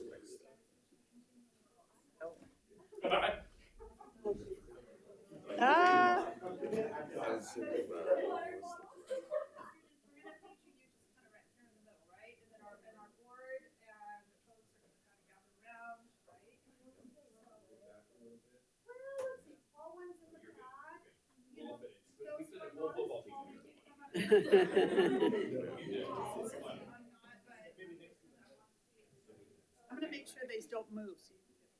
Right, right? Uh-huh, okay. Okay, hold on. At the water bottles. All right, yeah, everybody look here. Oh, that's fantastic. Okay, stay right where you are so your folks can get pictures.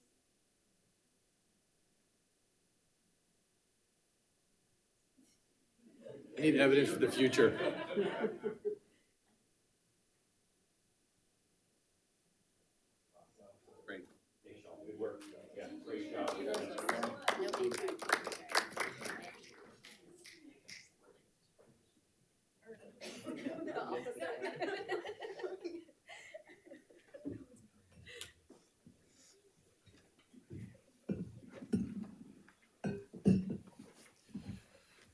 All right, moving on. Let's go to item B, approve revised board bylaw 9010, public statements. Superintendent? Yes, sir. So we're going to have a handful of bylaws and board policies to go through, and on each one, Board President, with your permission, I'll kind of do the high-level highlights of it. Okay, so this is Board Bylaw 9010 on public statements. This was reviewed by our Board Policy Subcommittee on January 13th. These updates include the CSBA recommendation revisions from September of 24. Number one, to focus on public statements by governing board spokespersons made on behalf of the board or by individual board members. To permit a board spokesperson to disclose confidential information or information received in closed session when authorized by law. Reflect a new court decision, Lindke versus Freed, in which the U.S. Supreme Court held that a district official who limits or prevents critics from speaking, such as by blocking them on social media or deleting their post, violates the First Amendment only if the official, number one, has been granted the power to speak on behalf of the district, and number two, claims to be actually exercising that power. And finally, suggest that a board member make clear when they are speaking as an individual and not on behalf of the district, such as adding a disclaimer to the member's social media page. All right. Any questions from the board?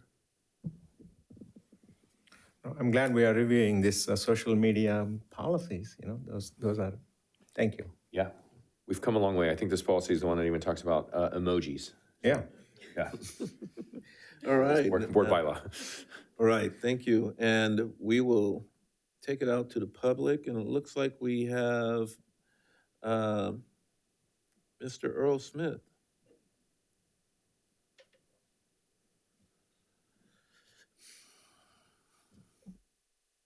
Good evening again, Board, President, Mr. Swanson. I'm dyslexic and I'm disabled, so if I can have my daughter, when it comes time, read a little portion of this board policy, if that's okay. Being from Southern California, Los Angeles, Orange County originally, but when I was at Northridge, one of my track mates worked for a production company and often contacted us track mates to act and do certain things. So there was a television show called The Fifth Wheel. He called me, I need somebody, will you? I said, okay, fine, I'll do it. So here we are. It's supposed to be reality TV, and they're instructing us of what they actually want.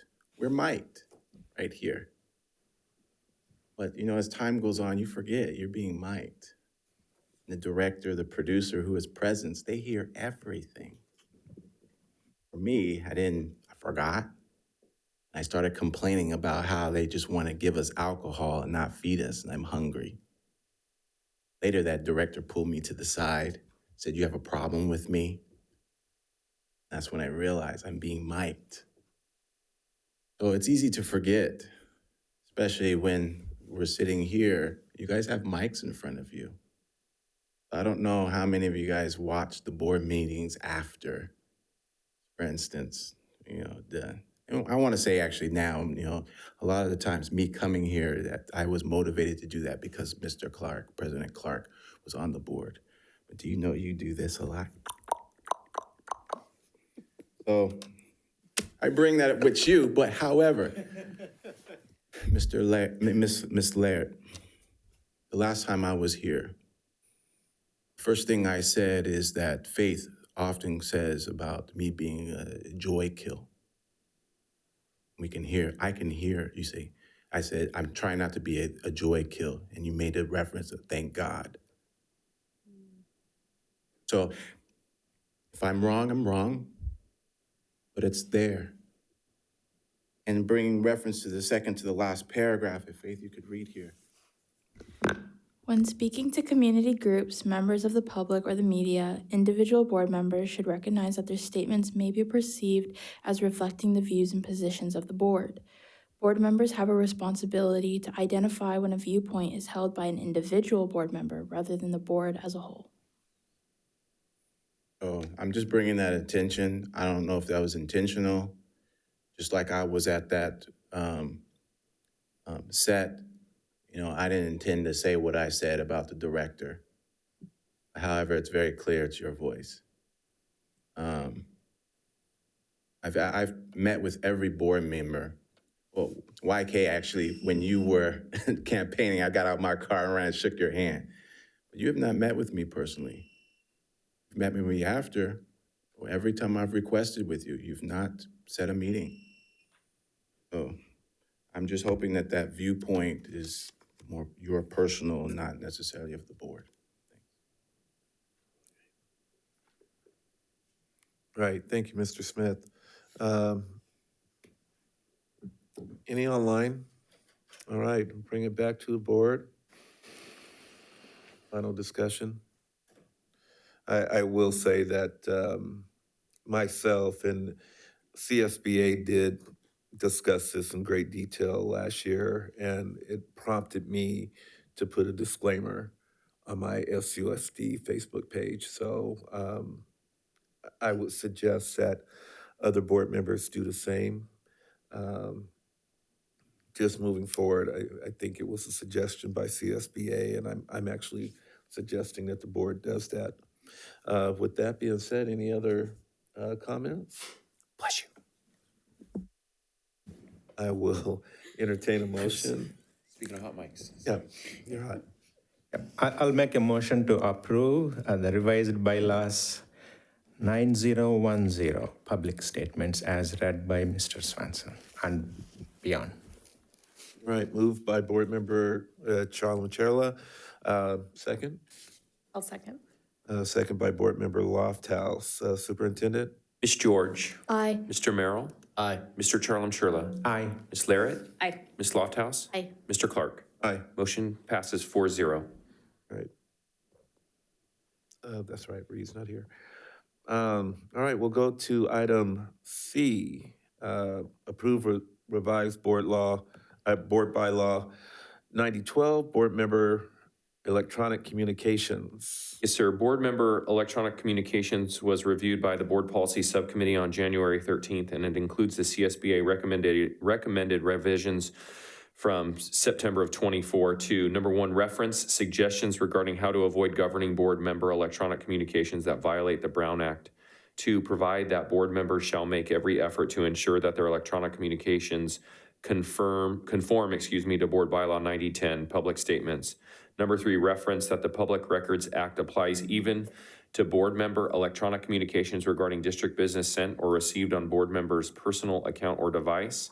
Number four, reflect new court decision, again, Lindke versus Freed, in which the U.S. Supreme Court held that a district official who limits or prevents critics from speaking, such as by blocking them on social media or deleting their posts, violates the First Amendment only if the official, one, has been granted the power to speak on behalf of the district, and two, claims to be actually exercising that power, and five, clarifies that this bylaw does not apply to board member electronic communications not related to district business or not conducted by a board member in the board member's official capacity.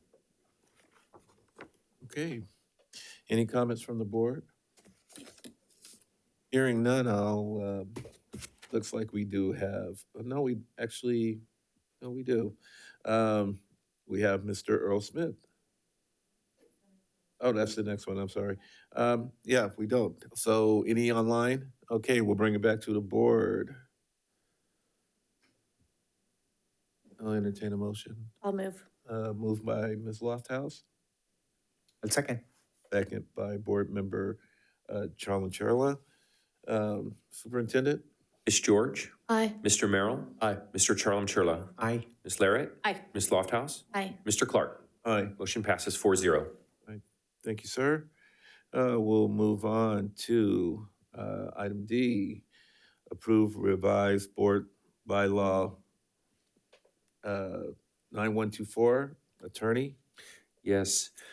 Board Bylaw 9124 includes CSBA recommended revisions from September of 23 to number one, revise the first philosophical paragraph to recognize the need to provide legal representation to the district and the importance of cost-effective legal advice and services. Number two, clarify that the governing board may appoint and fix and order paid legal counsel's compensation. Number three, expand the types of entities that the board may contract with to serve as legal counsel and reflect that the board supports pursuing collaborative legal efforts with other districts as well as other government agencies as appropriate. Number four, clarify that districts may but are not required to initiate a request for proposals to advertise and solicit proposals for legal services, and that districts may consider the attorney's firm and or entity's relevant legal reputation when evaluating such attorneys, firms, and or entities. Reflect that any attorney representing the district is required to be admitted to practice law in California. All right, thank you. Any questions from the board?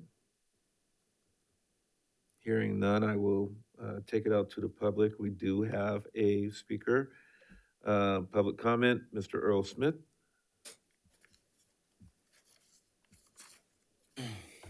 Hello again. I wanted to speak on this. I have a lot of friends that are attorneys, and a couple of board members have seen me post. I just feel like the universe is pushing me to be an attorney. And really, I don't want to, because what does an attorney do? What does a judge do? They listen to people complain all day. That's taxing on the body. Every time I filed a uniform complaint, except for the first one, has been assigned to the attorney. Uniform complaint procedure says that the investigator must be non-biased. However, I would like to see, whenever the board feels it's appropriate, but to consider this, that when hiring a legal counsel, like it suggests here, and the changes you've made, if it's under that scope, they must operate as non-biased.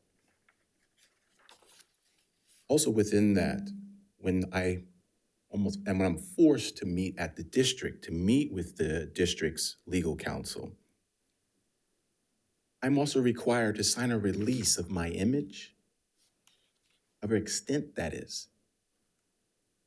Why do I have to release my image to address issues that shouldn't even be in the district. That too is a conflict, especially when I do something that is by clear accident. Then I go meet with the attorney and their first thing is, are you accidentally recording today? I'm there to address abuse. And the investigator is supposed to be non-biased. But if you're paying that investigator and that investigator is representing you legally, that's a conflict of interest. By law, that's a conflict of interest. Case visits is monitored by a professional monitor only. Mom's attorney cannot operate as the monitor because the attorney has an obligation to their client of attorney-client privilege. I would just like to see that added here when you guys do hire legal counsel and they are operating under the scope of, say, for instance, an investigator that's supposed to be non-biased, that it is clear to the legal counsel that they are supposed to operate outside of the frame of attorney-client privilege or the bias. Thank you. Thank you, Mr. Smith. Any comments online? All right, thank you. We'll bring it back to the board for final comments.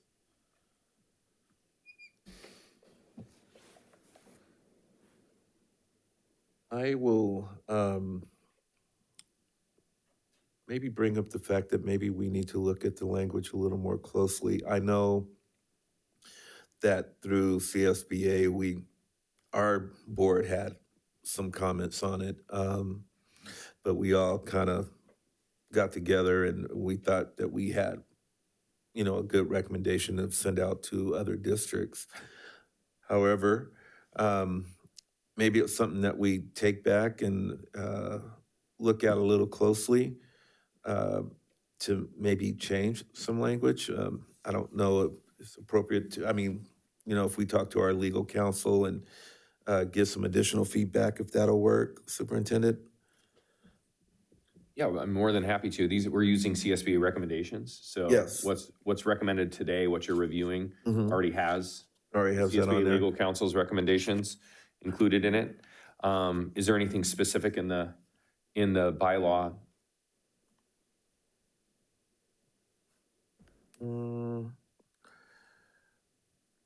Well, what I was actually going to do is take it back to my board of CSBA, but This is their. yeah, I know. Yeah. And just kind of bring up what Mr. Smith was talking about. I But think it would be maybe appropriate for us to look at it to ensure that there isn't, it calls out no conflict of interest and also unbiased. And I don't see that language in there, and I think that would be something that we should add in there without really reading through it right now. I'm not sure exactly where it would fit, but I think it would be appropriate to even bring back to the policy committee and figure out where we can fit that in there.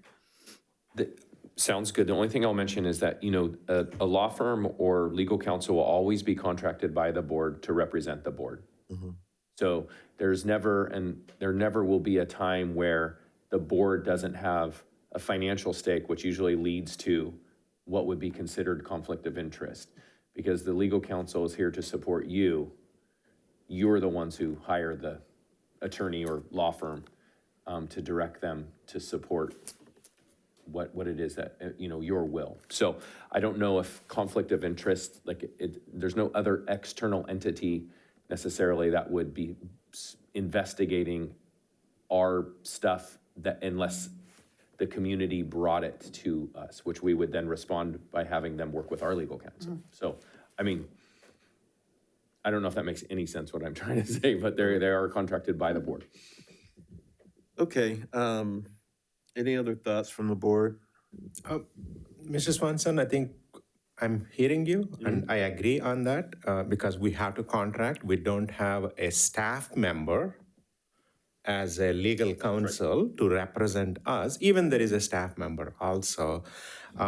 When the investigation comes, the language, I think we are looking around the neutral That's all it is. It can't be biased because we contracted with them. That kind of language, showcasing here. That's all, in my view.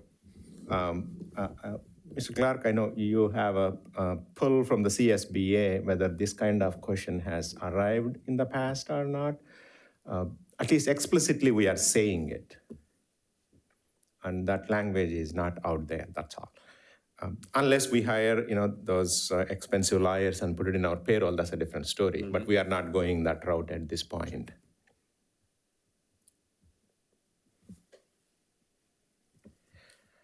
All right.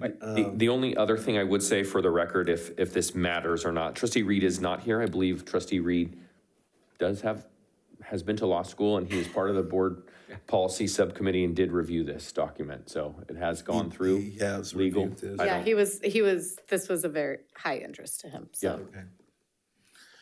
Okay. Any other comments from the board moving forward?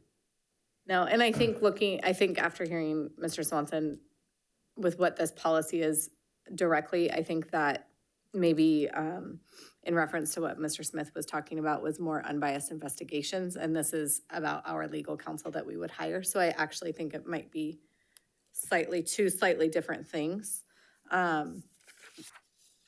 Because this is in regards to legal counsel that we would be hiring as a board, so. Okay. Yeah, okay, I know I'm not part of the policy, maybe, Ms. Lofthouse, I think, when this attorney is doing an investigation or approaching any of the people, that language is not this is not the policy. We will have a different policy when they are interacting with the parents or third party on behalf of a board. Still, even though we hired as per this, they act more neutral to hear from both sides. That policy is not this one, that's a separate policy. If that is, I'm going to make a move. Yeah, that's why I'm asking. It is. Yeah, I mean, that's fine. I think I will go on record to say right now that I will probably vote no on it, but obviously I will support the board's decision, whatever it is, moving forward. And with that being said, I will actually entertain a motion. Mr. President, my request is, I know it has gone through the policy committee, we trust that committee. But the point we are making from hearing the public is slightly different, which I agree on that. If it is not urgent, is this okay to bring this maybe next meeting, by quickly running through it? I know Mr. Reed is not here, and also we'll get a chance to talk to our attorney. If it is not urgent, we have to meet some timelines. That's my recommendation. Okay, I'm just wondering, is it feasible to bring it back next meeting, or can we have a little time and maybe do it second meeting in March? Yeah, I mean, that's not a problem. I mean, if there's something that you would like to add or amend right now, we can do that and then adopt with that. Or we do have a board policy subcommittee meeting scheduled tomorrow, 4 p.m. on Valentine's Day. And we could probably usher this one in for a review. If you can do that, I'd greatly appreciate it, and maybe I can. What's the direction of the board on, Kara, do you have what you need, like on what we're carrying to? I think so. For suggestions? Okay. Okay. Perfect. Then, with that being said, we'll just wait until the next meeting and then. The consensus on that? Yes. Yeah. Okay. Do we have to still make a motion and everybody, no?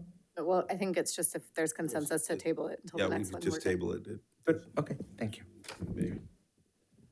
All right. Any other questions before we move along? All right, let's go to the next action item. That would be E, approve revised board policy 1160, political process. Okay, BP 1160, we're now to board policies from the bylaws reviewed by the subcommittee on January 13th, includes CSBA recommended revisions. from September of 23 reflect the Ballot Disclose Act, AB 1416 from the year 2022, which adds section 9170 to the Elections Code and requires the ballot label or similar description of a school district or other local government measure on a county ballot to list either as a supporter or an opponent of the measure. The associations, nonprofit organizations, businesses or individuals, including current or former elected officials such as governing board members, who have signed the ballot argument or are listed in the text of the argument in support or opposition of the measure, unless the County Board of Supervisors elects not to list such supporters and opponents. So some minor changes if we're looking at the policy.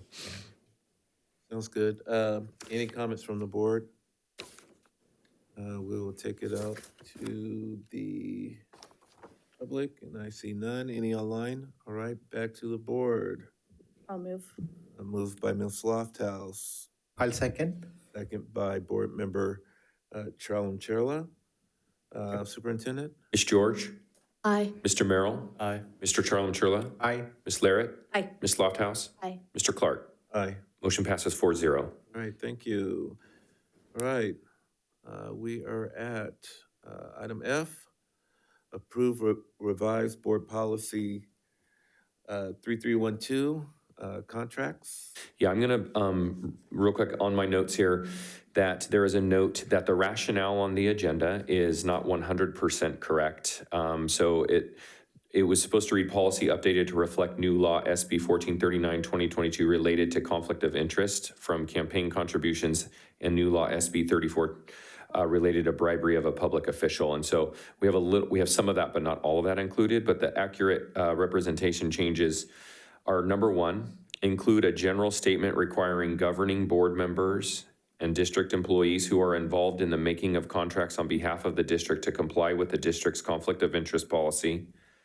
Number two, reflect the conditions required for the district to enter into a personal service contract for services customarily performed by classified employees pursuant to Education Code sections 45103.1. And number three, list the conditions that must exist if the district enters into or renew a contract for personal services without meeting the conditions set forth in Ed Code section 45103.1. Okay, thank you, Superintendent. Any questions from the board? And we'll take it out to the public. Seeing none. No online. All right, bring it back to the board. I'll move.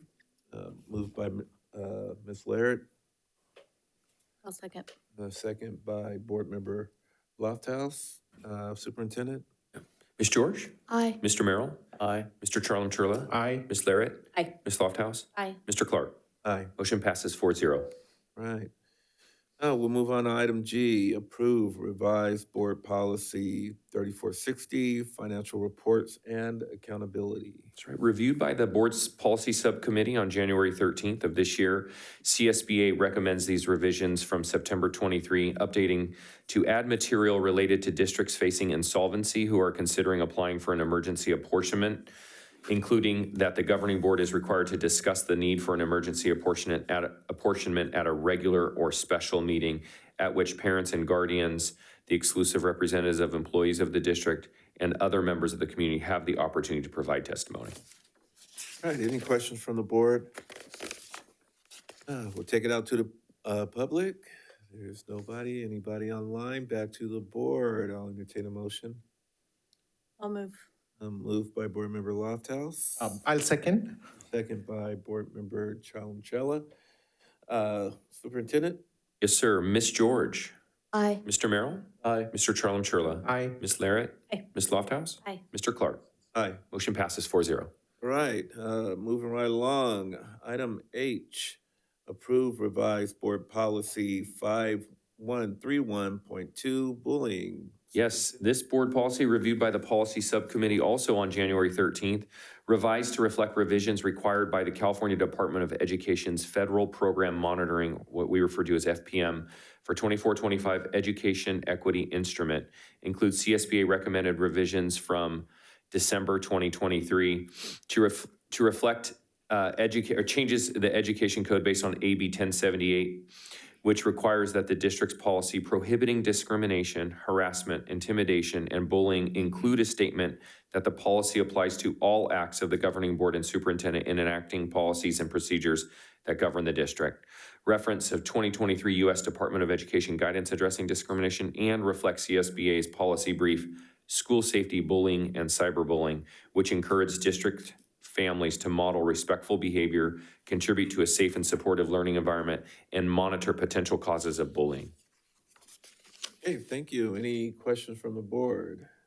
No question. Oh, sorry. I just had a quick comment about this, and it did come up in the policy meeting, was that I am appreciative of the changes that are coming into this, but I do want to see further kind of action about what we're doing about it when it's happening. And so that was a kind of a conversation piece of having kind of the next steps beyond just us having a policy and updating the policy, but also updating how we're addressing it at our school sites. So I just wanted to let you know that that was part of the conversation during the policy committee. Kara, I think it is in alignment with you don't know probably this, today after morning when the SAB meeting was there, when we were doing the data walk, this came up from the students as well. They think, we were asking, we showed all the data walk and all the numbers and everything, and Ms. Cabrera was asking, anything you guys can think different, or what is missing, or what we can do better. They have a few things, and in one, bullying is one thing. I think we can do better. Even parents are not reflecting in their surveys to the extent, I'm speaking for you based on our conversation.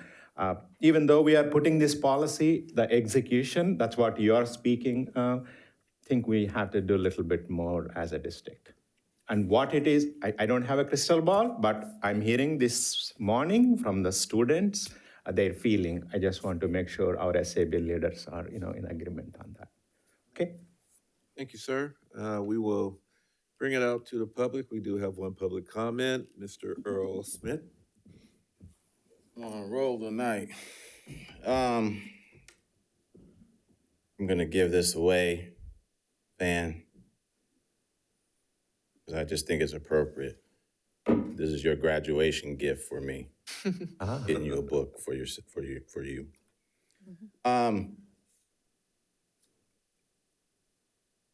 The CDE has a training manual that's very detailed on bullying. Part of that, it starts from teachers. When addressing face situation, I forgot to address you guys, board, superintendent, president. When addressing face situation at Folsom High, Principal Caden had no clue about this training manual. I sent it to him. Ms. Williams' actions were very inappropriate. However, on her behalf, what training has she even had? So I don't even think she even knows, or knows the influence the teacher has on the student to create a hostile learning environment. In here, the one resolution is that the superintendent can grant the student to transfer to another school. However, if you have 3 high schools in the Folsom Cordova School District and only one of them provides a jazz choir, the student transfers to another school, they still lose. That makes sense? So you have the A to G qualifications that the student must complete to graduate, and it's based on the interest of the students that they get to choose the classes. But if bullying is so bad, here, the only resolution is that the superintendent must grant the transfer to another school. So it was offered. Does Faith want to go to Vista? I'd like Vista. I walked in that front, it feels good there. I talked to the principal, I talked to the counselors, but there's no jazz choir there.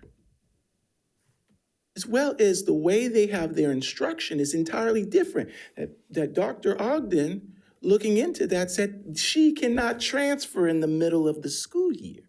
So thus she had to endure another 5 months of a hostile learning environment from bullying created from a teacher.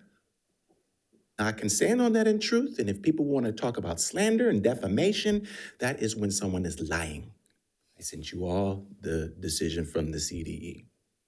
So I do think that, just as you say, there needs to be some repercussion for the acts of bullying that don't further victimize the person who's been a victim, so they don't lose out on their choice of education within the A to G category. That's a tricky question. But I do think that looking at the details within the manual that the CDE created, it's very clear. But I have found in multiple meetings here, no one knows about it.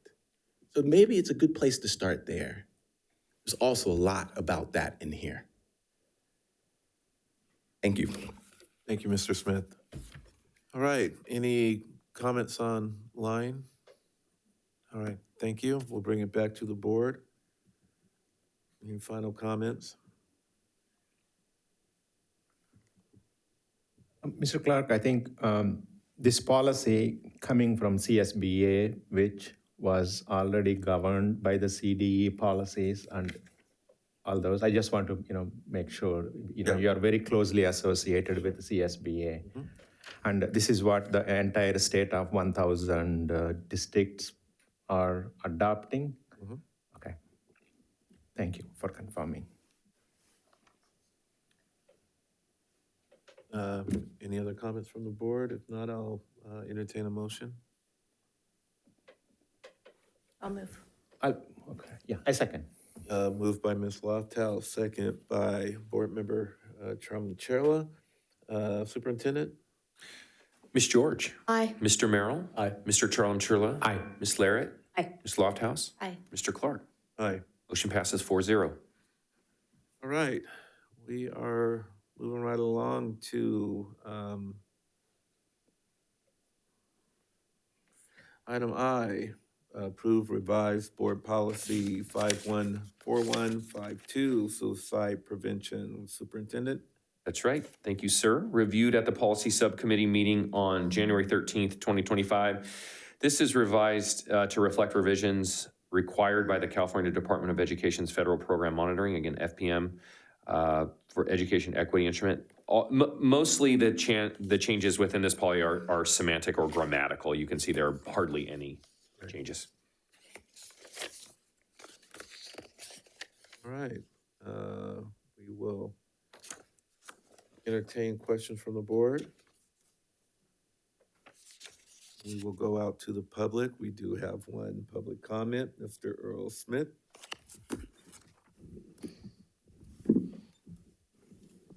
Good evening, board, President Clark, Mr. Swanson. Suicide is a situation that's very dear to my heart. One of the things is when I was in high school, there was a student who was in history. The teacher just does not give an A to any student. And the student was Asian, and the teacher gave him a B+. This is Anaheim High School by Disneyland. Across the street was a big bank building. Because of that B+, that student walked over there and went up and jumped off. It was a long time ago, but I still remember it. And that student being quiet. In this district, there is a lot of pressure from parents and students to succeed really, to do really well. I'm asking you, Mr. Swanson, this is the one thing when we look at some of the students who have passed at Folsom High. I've looked in Caden Head's eyes, and I can see certain things troubling. And as a principal, as other teachers, I think this is a hard thing when children, leave this world in certain kinds of ways.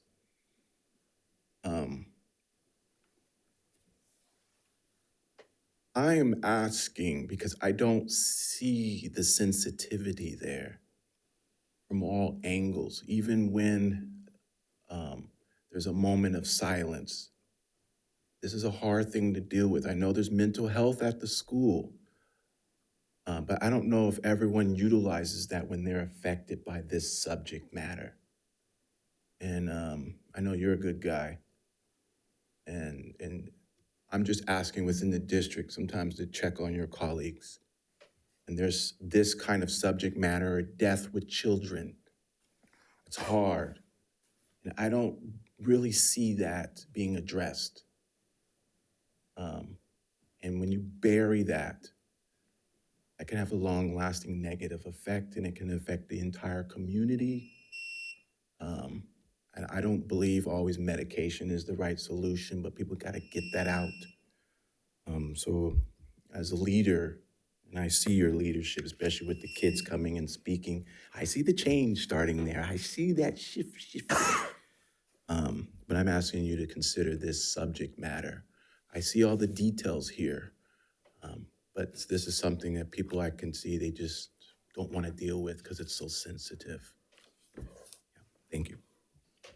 All right, thank you, Mr. Smith. I appreciate your comments and the story that you shared. I'm pretty sure that everybody, or there's some folks I know, I dealt with it in high school as well as in the military, when folks get depressed and they feel that they're a failure. The one thing I will, and I'll go on record and say it, I go through therapy just to deal with certain losses and post-traumatic stress that I've dealt with in my life. So it's, sometimes, especially within the African-American community, is frowned upon. It shouldn't be. You should always have access to somebody, a therapist or a confidant to talk about your problems. So I do appreciate you coming up and speaking on that. We'll bring it back to the board. Any final questions, or I can entertain a motion? No, I'll make a motion. Approve the policy 51.41.52, suicide prevention. All right, moved by Board Member Chalem-Chella. Second? I'll second. Second by Board Member Larrett. Superintendent? Ms. George? Aye. Mr. Merrill? Aye. Mr. Charlam-Churla? Aye. Ms. Larrett? Aye. Ms. Lofthouse? Aye. Mr. Clark? Aye. Motion passes 4-0. Thank you. Item J, approve revised board policy 5146, married, pregnant, parenting students. Superintendent? Yes, this was reviewed at the policy subcommittee meeting on January 13th, revised to reflect the revisions required by the California Department of Education's Federal Program Monitoring 2024-25 Education Equity Instrument, which includes CSBA recommended revisions based on the revisions to the 2024 Title IX regulations. But of note, effective on 1/9/25, due to case law, we are required to revert back to 2020 Title IX regulations. However, because of the CDE FPM instrument still requires the 2024 Title IX regulation information, we are holding off on changing these back until we receive guidance from the California Department of Education or CSBA. Does that make sense to everyone? That does make sense. Yes. Okay. Well, any questions from the board? I'll take it out to the public. I see none. Speaker card, anything online? All right, bring it back to the board. Final comments? Mr. President, I don't have any comment on this one. I'm new. After seeing this many policies coming, and some of them are very sensitive, like the one we talked before, and this one, the pregnancy and all those. What our district is doing in action to meet these policies and guidelines, there is so much going on here. Maybe one of these days in late summer or during the time, a presentation from the board, how we are enacting this one. I mean, I'm hearing this one from the kids this morning. Yes, we have the bullying policies, but it's not that effective in action. I mean, again, these are their feelings. Is the perception or the reality? We don't know. So at least, we can tell the public, these are all the things we are doing. And, just repeating that one couple of times, that's my only, request as a board member. Down the road, bringing this as an agenda item, as a presentation. These are the actions we are taking as a board and district. We will have that opportunity at the end of the board meeting to add that to a future agenda item if you. Thank you. So please.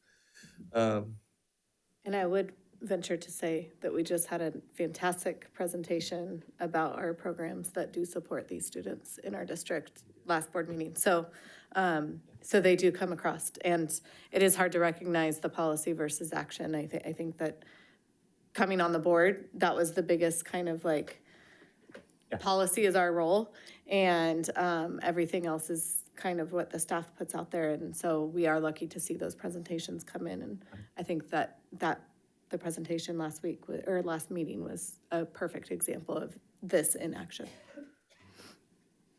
And I will say that it will probably be reviewed again by CSBA when, I don't know. I'm hedging to bet it will probably be at our May Delegates Assembly that it will be brought up again. So maybe it's something that we can revisit then. I'm pretty sure there might be some changes that will come before the policy committee on that. With that being said, I will entertain a motion. I'll make a motion on policy 5146, married/pregnant and parenting students policy approval. I'll second. Moved by Board Member Shalom Cherla, second by Board Member Lofthouse. Superintendent? Ms. George? Aye. Mr. Merrill? Aye. Mr. Charlam-Churla? Aye. Ms. Larrett? Aye. Ms. Lofthouse? Aye. Mr. Clark? Aye. Motion passes 4-0.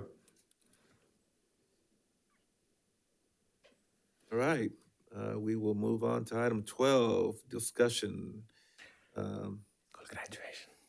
Yeah, so thank you trustees for getting through all those policies. That's really helpful, especially the FPM ones, which are time sensitive. So I do appreciate your support on that. This one is the high school graduation update. As a reminder to this board, on November 7th, we were talking about high school graduations. We have 2 high schools that graduate on the same day.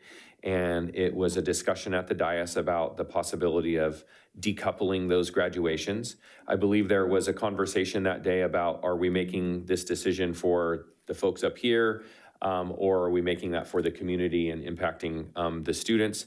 And so there was still direction after that sort of like conversation about let's go out and ask. And what you see on this rationale for this discussion item is that there is a willingness, of course, of the principals to follow the direction of the board from the high schools to work on the potential of decoupling their high school graduations starting for the graduating class of 2026, if that remains the board's desire. Any questions from the board? I will take it out to the public. Any online? None. I'll bring it back to the board. Yeah, I do have a comment. And I said this before, it was more of a personal thing for me because my years on the board, I had to pick and choose what graduations I attended, especially the one with Vista and Cordova. Obviously, Cordova is in my area, and I know most of the kids there, but I have built relationships with those kids in the Vista area, and they're starting to graduate, this year and next year. However, did talk to a few teachers, and I understand the scheduling with finals and getting those out the way and preparing for graduations. I did talk to the superintendent and told him I was willing to kind of back off until we can figure out a way to make it work. One of the suggestions was we notice a lot of districts will use like the Golden One Center. I know Twin Rivers does. I know Elk Grove does. I think San Juan does too.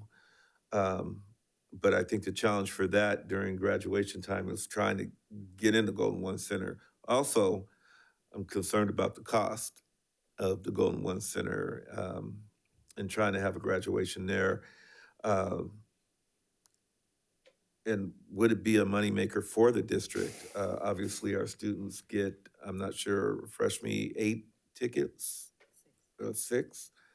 You know, should we sell extra tickets? I don't know how that would work. I mean, Golden One has a capacity of, that's a big arena. To I'm sorry, to pack the place. But I'm just not sure how it would work with finals and everything else. So I'm willing to kind of back off it until we can have a robust discussion on what it would look like, what day we can get, because like I said, there's several other districts that use it. And another thought would be Sutter Health Park, but that's kind of in West Sac, and I'm not sure if there are some parents that are able to travel that far. So anyway, I would totally leave it up to the board what they want to do, but that's just my feeling on it.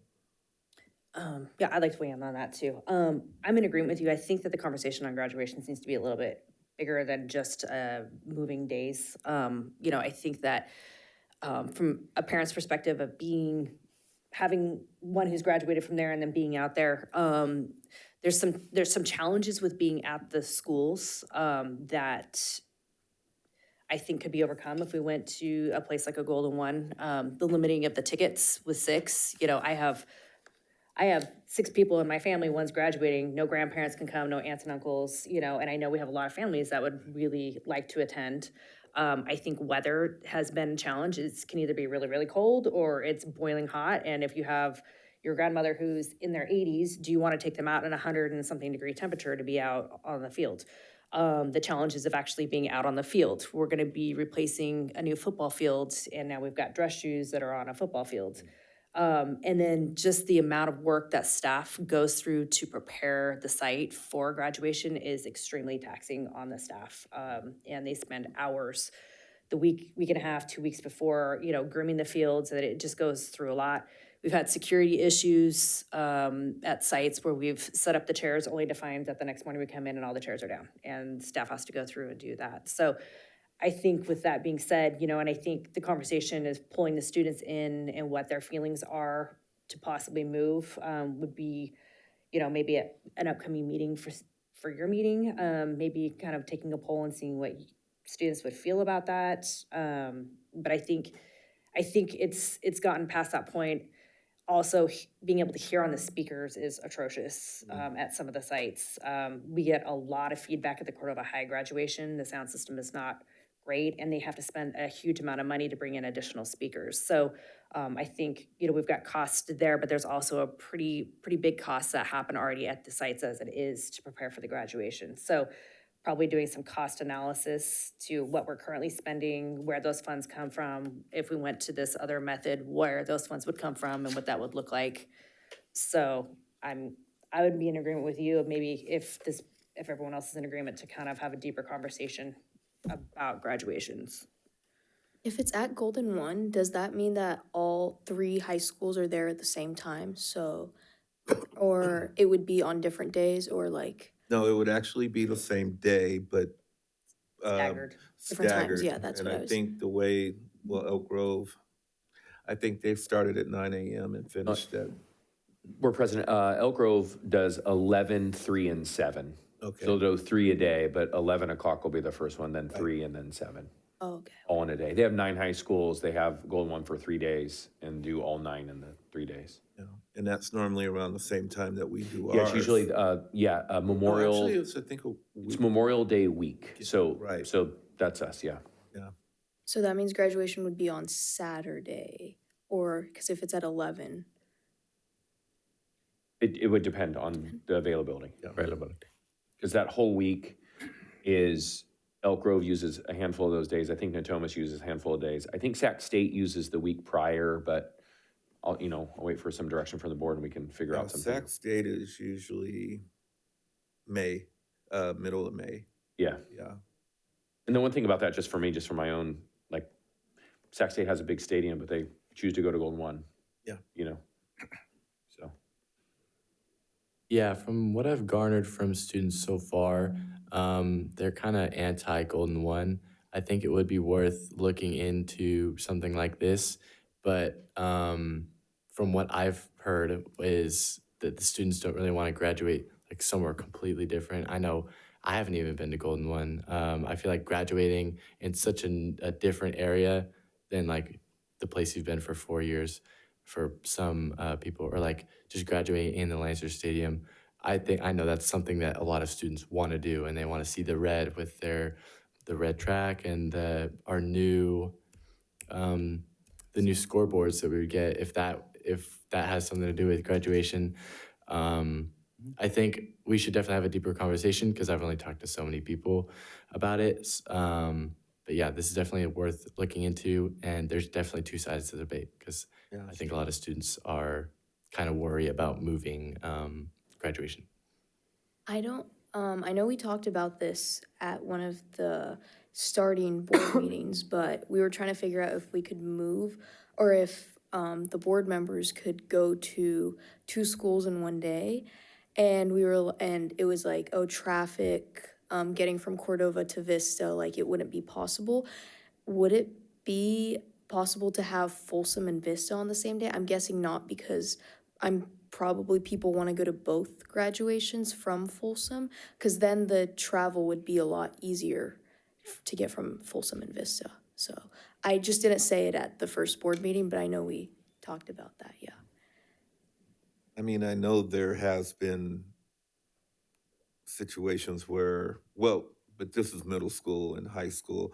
I do know of one occurrence that we did have a former board member attend Vista and Cordova, but he was late at Cordova and left Vista early. So I don't know. I'd have to reach out to Mr. Ford and find out how he did that. But yeah, it's totally up to the board what direction we want to go. I just think that maybe we need to have a deeper conversation, obviously bring in the unions and of course you guys have students from Sutter and Folsom Middle that will be affected with this graduation if we decide to move forward by moving it. So maybe talking to them. So with that being said, any other comments? I think it's also good to talk about because I know the new high school is coming, so eventually, like, I think it's gonna be a big deal. So if you guys already like talk about it now, like, it'll probably be easier in the future because there'll be 4 high schools, yeah, and I'm guessing they'll all be really big, so. Got it. So I'm taking, what I'm hearing, make sure I have this, is backing off of the decoupling for 2026, but this going to a place of like, let's reimagine. Is there other possibilities out there? Sure. So I can pursue other avenues and report back to the board. I'll look to my team and we'll see what's out there, and then we'll obviously reach out to some students and our labor partners and our teachers and see. Also knowing that we're probably not going to get consensus one way or the other, right? But I do know that seniors, your votes don't count because you're, Yeah, and if there's anybody that's online, I would really like to hear your opinion too, or anyone in the audience. Even though this is a discussion item, you can always email it to us or the superintendent. But yeah, so I would really like to hear some outside opinion. With that being said, we'll move on to B, 2025 Local Control and Accountability Plan, Mid-Year Monitoring Report for 24-25 LCAP.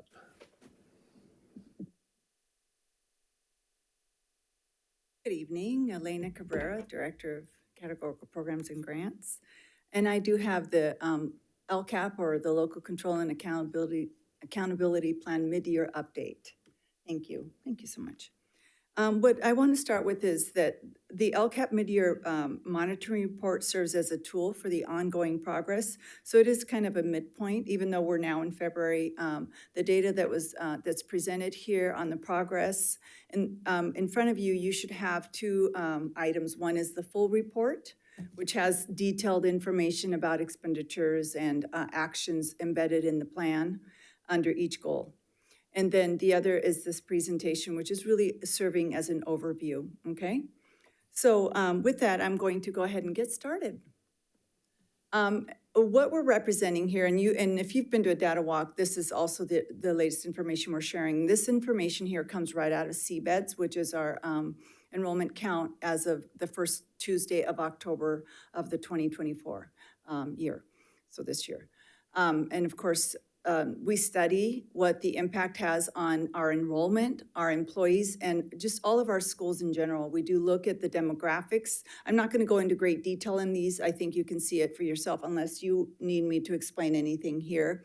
I do like to center some attention on the center numbers, which is out of our population of 20,000 and plus students, 36.5% or just under 8,000 are identified as low income.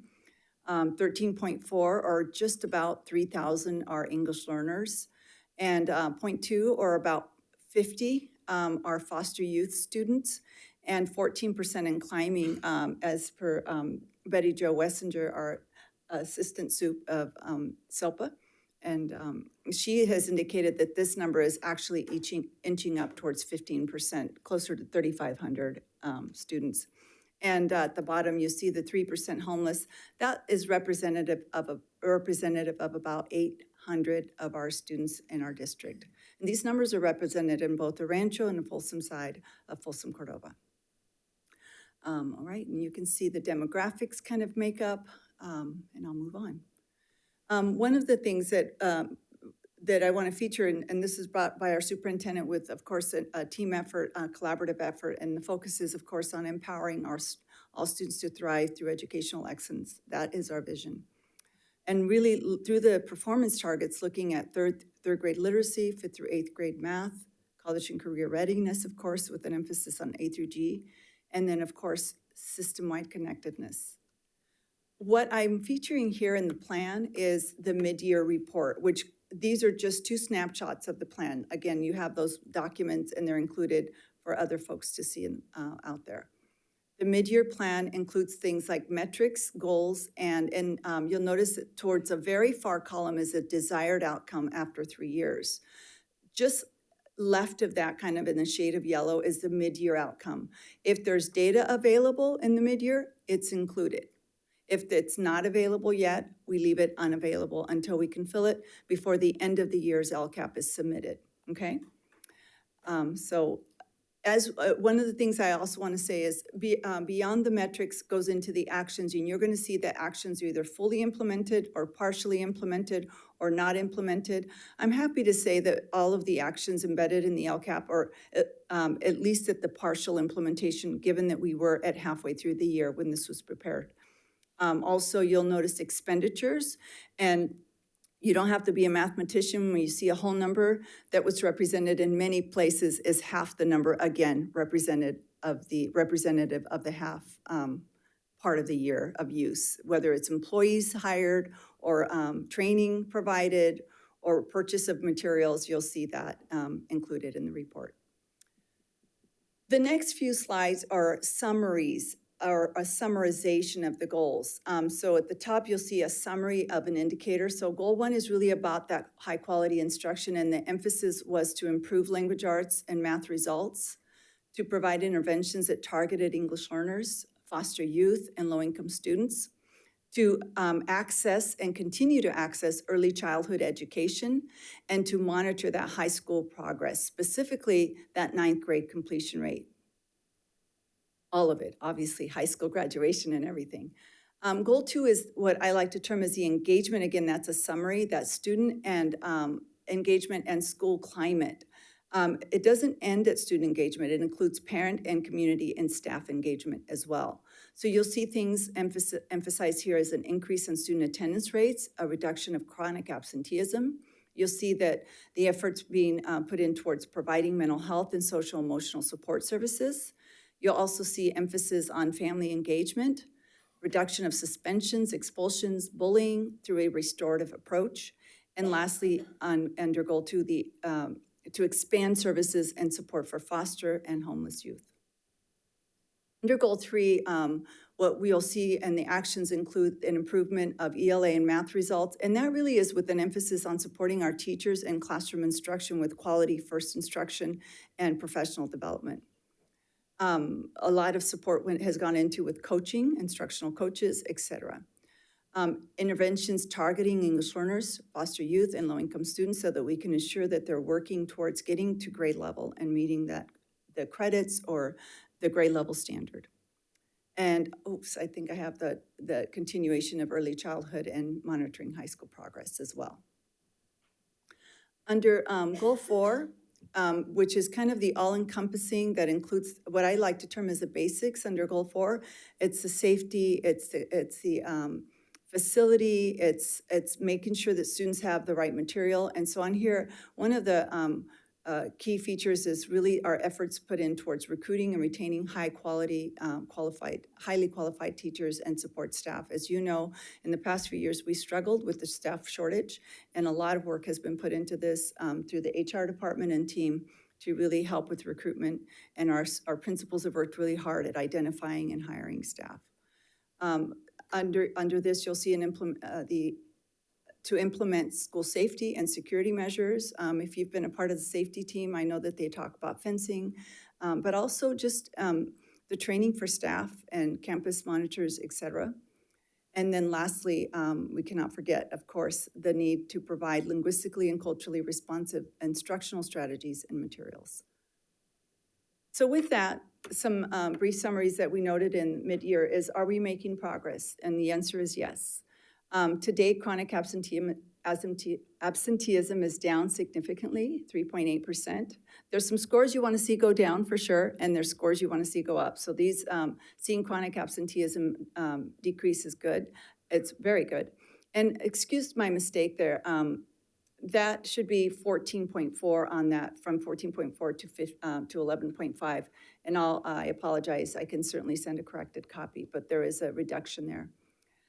There was a completed 20-day challenge, and I know that it's not the first year, but that usually takes place in August and then again at this time of the year earlier. The college and career readiness maintained at 0.8 distance from standard. You'll see that reflected in the percentage. The English language arts maintained at 1.8 distance from standard. Mathematics maintained a distance, 1.0 distance from standard. And the suspension rate maintained a 0.1. Now, we don't want to maintain a suspension rate, but we also are celebrating the fact that it has not increased. So that's good. What are the performance targets? Again, just circling back, as you'll see an emphasis on that third grade literacy, that math, 5th through 8th grade, the college and career readiness, and again, system-wide connectedness. Some of these things are being discussed at the LCAP data walk, so if this looks like it's on repeat, there is intention behind this. The data walks happen at this time of year so that we are very clear and transparent to our educational partners and see where we are in progress. We know that there's things to celebrate, but we also know there's things that we need to continue to work hard on and improve. So with that, I conclude my presentation. If you have any questions or comments, I'll entertain. Take it to the board. Do you guys have any questions, comments? All right. Thank you. Thank you, Dr. Cabrera. Appreciate it. Thank you, Elena, very much. Right.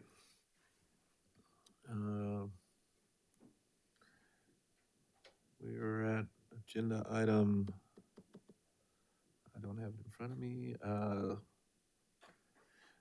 13, information on employee reimbursement. Superintendent? Yeah, just briefly, since they're information items, this was a question that Trustee Reed had regarding reimbursement. So this information is here for your review. And I know that Mr. Martin also took some time out to meet with Mr. Reed about our reimbursement policy. All right. Any questions or comments from the board? All right, hearing none, we'll move on to B, budget update, governor's proposed budget, 25-26. Again, just information item for the board. I know that Mr. Martin has done some pretty comprehensive budget presentations for this body to, that use the governor's proposed budget and COLA and all that. But this is some information for you for your review as well. And there's an attachment. All right, any comments from the board? I just have one, Mr. Martin, and that is the possible suspension of Prop 98. Have you heard of anything about that? No, I don't believe there's gonna, well, let me say it this way. I believe with the surplus in the state revenues at this point, that is probably no longer on the table, but Okay. you never know. So I'll leave it at that. How's that? Yeah, I just heard a little rumor. Yeah. That's all I'm gonna say right now. Okay, any other questions or comments from the board? Great, all right, we will move on to superintendent's report. Yeah, thank you. I'll make my comments brief this evening. And first and foremost, I want to thank everyone that came out tonight, the families that spent time here advocating for their kids, our students advocating for the climate and themselves, of course, starting with Caden, everyone that participated in our night here at the board. It helps us in making informed decisions to guide the district. So I appreciate that. Again, I know I already mentioned it. I just want to say thank you so much to Trustee Larrett for her generosity. I know that this is a popular brand, not because our Vista students mentioned it, but I bought one of these for my wife and my daughter for Christmas. So this is the new brand. So thank you so much. I want to make sure everyone knows that our annual Community Advisory Committee Special Ed Art Show and the Social Emotional Learning Art Show is going to be held on March 12th at 5:30 right here at the ESC. I wanted to make sure to mention that tonight because our next time together is March 6th. So I want to make sure you had enough time to get that on your calendar. And I'll conclude by sending a special shout out and thank you to the community schools team at Mills Middle School, specifically Stephanie and Veronica, who drove the coolest van. I didn't know Mills has such cool vans over here yesterday because, as you heard Kanan mention, it's Kindness Week, and we got all of us have some heartfelt thanks in front of us today, and they went through the building. Our Mills Middle students went through the building and shared their heartfelt thanks for all of us working here, and mine says the world needs you. That's so lovely. It was great. They went to the third floor and walked around. It was a really special opportunity for our staff that is working so hard here every day. Without the opportunity and the joy that I have in going to SAB and going and walking through sites to enjoy the smiles of the young people walking through our building and saying thank you for all their hard work and sharing one of these with our staff. So just wanted to say thank you for Mills for thinking of us up here. Right, thank you. Board Member Merrill.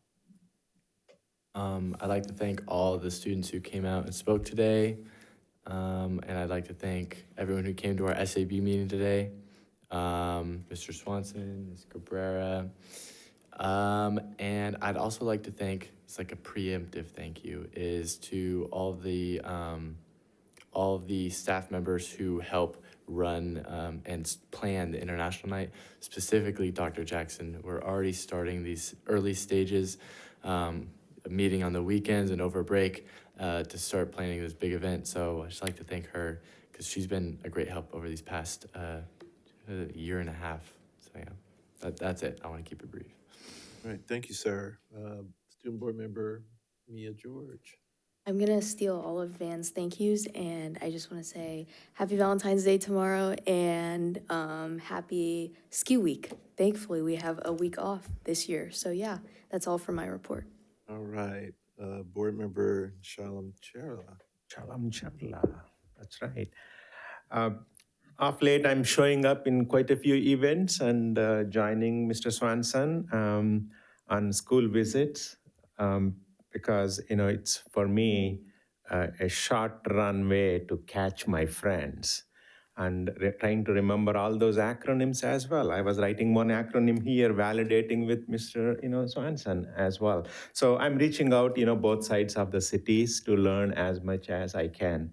And as a part of that, I'm asking, superintendent, a dumb question. Hey, could you please share me the principal's duty statements? That way, I know exactly, what roles are. It's important.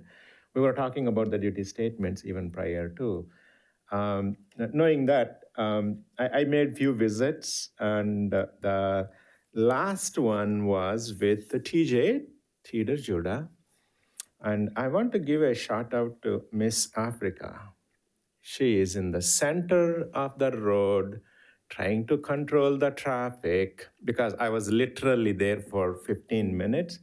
It's kind of a little bit challenge there. But she's out there, just like, I was born and brought up back in India. Police does most of the traffic control back in India because we don't have the traffic signals. Right? I can imagine when I was a kid, I can put that. I went there to thank her sincerely as well. So, and Parent Summit, is a great one for me to hear those minority or underprivileged or whosoever the groups who can't understand directly the English. I can put myself in their shoes, and my parents, how they feel about it. It's an awesome thing we are doing. I think the next one we are doing in Manjani Ranch. That's what I have seen. And I was with Jen on the safety committee last night. It's my first one, and I was asking, a few questions. I think I may have to learn a little bit more and more on that safety. That's being my passion. SAB is, a wonderful opportunity. You guys are including me all the time, and I think that's where the rubber meets the road. Those young minds are very sharp to accept anything, we can offer. Thank you for including me there as well. I think that's it pretty much. Thank you again. Happy Valentine's, and we'll see you soon. All right. Board Member Laird. Yeah, so just kind of following up a little bit on our safety committee meeting. We talked about, we've got our SRO contracts that are going to be coming up in the next few months. So started working on reviewing those contracts.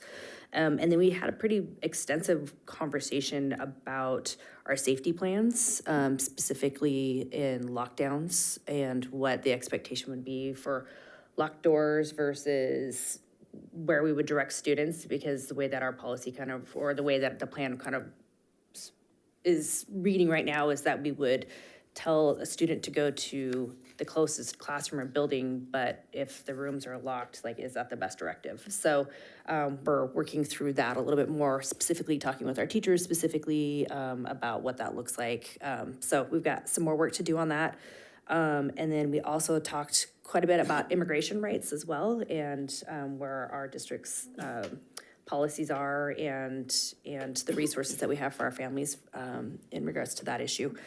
And then I think, though, my one comment on the safety committee is that we still have had a pretty steep drop off on student and parent involvement in that committee. And I think we need to figure out how we can re-engage some parents and students. Previously we had a pretty robust group of students that were there, and for the last couple of meetings, we really haven't had students there. So in figuring out how we can go ahead and re-engage those parents. I know when we first started the committee, we had like an application process for parents who were interested. And I think just, kids have graduated, they've moved different districts, they've moved away. So just kind of reseeding that committee so that parents know, because we have the committee, but I don't know that parents know that they can come to the committee meeting. So I think just working through that process and getting some more voices in the room, just because, it's us, right? So you hear a lot from us. So, but to be able to hear from our families and our students specifically in regards to safety issues. So, and that's it for me. Board Member Lofthouse. I just want to say happy Black History Month, and thank you, President Clark, for bringing in the presentations to honor and recognize our Heritage and Awareness Months that we have on our calendar for the district. I appreciate it, and I look forward to seeing all of the presentations that come forward. And special thank you to Caden for coming out. He was very brave, and if he was nervous, he sure didn't show it. He was really great. So I really appreciate that. I wholeheartedly believe in that the acknowledgement and recognition during these months, while it's not enough, is imperative. And I appreciate this board standing behind continuing to do that, and the schools continuing to show up and help our students be seen and heard at their school sites. So thank you for that. As a history teacher, I believe that African American history is American history. And I love seeing this board kind of lift up that in our district as much as we can, as individuals up here, but also the voices in the audience. So, and thank you again to the Vista Del Lago Environmental Impact Club for being the pioneers of our resolution that we passed tonight. I look forward to seeing the actual action now. And the positive change that I know not only they will do, but their legacy will kind of continue throughout our district. That's really it. Happy Valentine's Day. Have a safe and restful break next week. Hopefully it doesn't rain the whole time. All right, thank you, Ms. Lofthouse. I do have a few things. Last Friday, I had the opportunity to go to Mangini Ranch. Yeah, you weren't there. We're missing each other, but that's all right. I'll catch you. Had the opportunity to watch a production of Finding Nemo. And I want to give kudos to Miss G. If she's out there, I want to say great job, because I have never seen a 35, 40-minute production of Finding Nemo. And it was just so on point. The kids were great. So if you can extend my congratulations to that program. They were wonderful. And then obviously Cordova Meadows, myself and board member Charlene Cherler was out there for the No Child Eats Alone with the fire department. And it was great. That's when I had the first contact with Caden, and he was quiet to me. I don't know why, everybody else I talked to, but he came out tonight, and you know, when I talked to him before the meeting, he said, I'm a little nervous. And then when he got up here, he just said, I just thought of all of you guys as robots. And I'm thinking, I'm gonna have to use that. So kudos to Caden. I mean, that's what we want from a district. We want those kids to be leaders. And hopefully one day he'll join SAB, and hopefully one day he'll be up on the dais with us. And then I wanted to mention Cordova Meadows again. They are having a Black History celebration on February 27th at 6 p.m. at Cordova Meadows. So if you have a chance to get out there, please do. Is that 5? Well, that's what his presentation was. It at 5? I think it was 6 or 5. I have 5 in my notes because he invited us, yeah. 5 p.m., I stand corrected. Vista Del Lago is actually the next day, and that's from 6 to 8 p.m. So there are a few Black History events that our schools are doing. And congratulations to our students from Vista, especially with their advocacy and on environmental impact. And just to let the board know and to let those students know that the request for proposals for the Golden Bell starts June 3rd. So we got to get the word out. I would like to see them actually do a proposal at CSBA at the AAC this year for the Golden Bell Award. So we'll see what happens with that. In closing, I had a statement that I wrote out about February being Black History Month. And as an African-American school board member, I firmly believe that Black history is American history. And it's imperative that we actively incorporate the stories and achievements of African-Americans into our curriculum, not only ethnic studies, not just during Black History Month, but throughout the year. And by doing so, we educate our students on the rich legacy of African-American contributions to our society, fostering a more inclusive and informed community.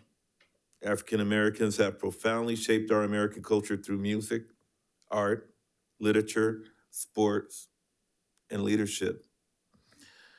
1 month a year is not sufficient to celebrate the power of movements and the people who have fought for the rights to enjoy today. That is something that we have to do each day as we strive to live up to their examples and make sure that our children and grandchildren remember their stories. And with that being said, I hope you all have a great holiday week. Happy Valentine's Day. And if there is nothing else for the good of the order, I'd like to adjourn this meeting. Couple more items, Mr. President. Sir. On advanced that's right. planning. I'm happy I'm to ready to adjourn, go. but I read that, I'm out the door. Item 16, advanced planning. Next board meeting obviously is March 5th? March 6th. March 6th. And we are aware of the 12-month calendar and suggested agenda items.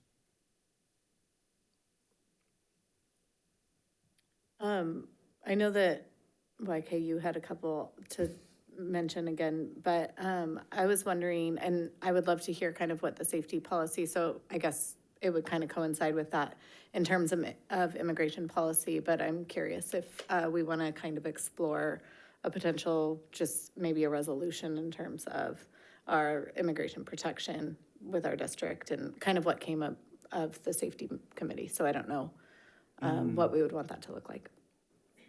Okay. And I'm not sure if we had a resolution back in 2016. And is that something that the district can look into? I'm not sure if we had one to make this district a safe district. But yeah, thank you for that. So I don't know if that's possible. We can look into that. And Trustee Lofthouse, make sure I understand what you're requesting. Us potentially developing a resolution to present to then be voted on. Okay, so do we need consensus for the development? I just want to make sure I'm following governance. But I don't know. And I kind of I just want to hear kind of what came from the safety committee of that. So part of a discussion to then create a resolution. I don't know the pathway that it should go, but. I mean, it's late tonight, but I can share, but we can bring it back. Yeah. I mean, I will say that Elena yesterday at the safety committee shared out essentially what we have done as a district in supporting all of our students. And so we have a link to it on our website that essentially is following all the guidance and all the laws. We're in an interesting place in California that the California Department of Education and AXA, led by Tony Thurmond at the California Department of Education, is saying we're standing up for kids. And so we have essentially resources for our parents there. And Elena, she's gone, right? I don't want to speak for her, but I can't see over you, Betty Jo. So she's gone. She just talked about and she shared a slide deck about what we've done and what's happening for our students. Essentially, what we've done is we met with all the principals to talk about, and this was the Friday, January 17th. We spoke to them about where their current rights are, and got really clear about what our students' rights are and what the protections are and what to do if federal officers are in the front office for the admin assistants to call. We have a team here that they would call and that we would come out to offer some support. So I'm happy to bring anything back. I'm happy to share that deck. You just give me direction. But what you are saying, a resolution, we are publicly saying, quite a few of those in safety meeting and other meetings, there are only a handful of people. But when it is a resolution and the media is pushing out to all those 22,000 kids' parents, then it is coming from the board as a resolution. We are protecting, supporting all the immigrant policies, in this. I think I'm in support of bringing as a resolution. I want to make sure, my colleague here, we both are partners in the safety committee. So if you are looking for a resolution on immigration consensus, I'm yes. We'll work on developing one, and then we'll bring one to the board. Good I stuff. also like the way President Clark phrased it as safe schools. So I don't know where we want to go exactly with Got it. Okay. I think I have enough. Yeah, because it is in everyone's mind. Yes, sir. It's in everyone's mind, you know. So at least we as a board can speak unanimously together. Yep. All right, thank you. And I did want to bring up, as far as the recognition months, the month of March, we will be recognizing Developmental Disability Awareness Month, which would be great because of the CAC event that's coming up at that time. But hopefully, Superintendent, we can find a presentation for that. Right. And then also March is Women's History Month, and I would like to recognize that as well. We have 2 board meetings in March, one on the 6th and one on the 20th, and we will recognize both of those accordingly. All right, thank you. All right, so with that being said, for the good of the order, is there anything else? All right. Oh, happy Valentine's Day. I forgot to say that earlier. So, Francis, I love you. We should get that on the record. There you go. I love coming that. home late. All right. We had a couple other items earlier. Do we want to cover them? Well, I just want to make sure we get consensus from the board to bring these back. So Thank you for your good note-taking, Mr. Martin. We had, YK asked about bringing our comprehensive school safety plans as a presentation. Next year. Yeah, Next year, so yeah. that would be an action, because normally those are on consent, so that would be an action the board would want to Take right now. Consent, yeah. Yep. Oh, yeah. Do we have consensus on to do that? Yep. Okay. We do have consensus. Thank you. The other one was, Kara asked about how we are addressing bullying at our sites. Yeah. So that would be a presentation of some sort, so that would be an ask. Yeah. Question, because I have those both written down here. YK said next year, bullying would obviously go with a safety plan. Would that be one presentation, or would you like something sooner than that, Kara? My only reference was, I know when we passed this policy at the policy committee, we talked about then the follow-up of what the schools are doing and what the AR looks like that's going to coincide with the policy changes. So that was my only reference. I don't necessarily think that would be a bad idea. Okay. Thank you, Sean, Yeah. for the If you- suggestion. If you're okay with it, we'll make sure But that I we'll- do think that it is something that people would want to hear and see. And I think a lot of families and students may not even know what to do if they are being bullied. And so I don't think that that's a bad idea at all. So waiting for next year for safety plan, I think that would be too long for a presentation of that sort. Agreed. But I also know that staff has a ton on their plate at this moment. So, And the one thing I would also say too is that, the sites themselves are the ones that, through their PBIS programs, through the support staff they have there, are the ones that are educating the students about, when you're confronted with anything, where's the trusted adult, and making sure that they all know that. So just rest assured that that's happening currently for 22,000 plus students. But it is my understanding that the board would love to also know, like, what is our plan, the comprehensive plan. And so I'm happy to bring that at any point. But yes, there is a lot on our plates right now. Yes, as a presentation. All right. True. So we are good. Sean, do we have anything else? Okay, anything else from the board? Okay. Superintendent, just want to make sure. I thank you for giving me an added mic to say Happy Valentine's Day. We're good. Yeah, thank you. All right, with that being said, I will adjourn this meeting. Thank you.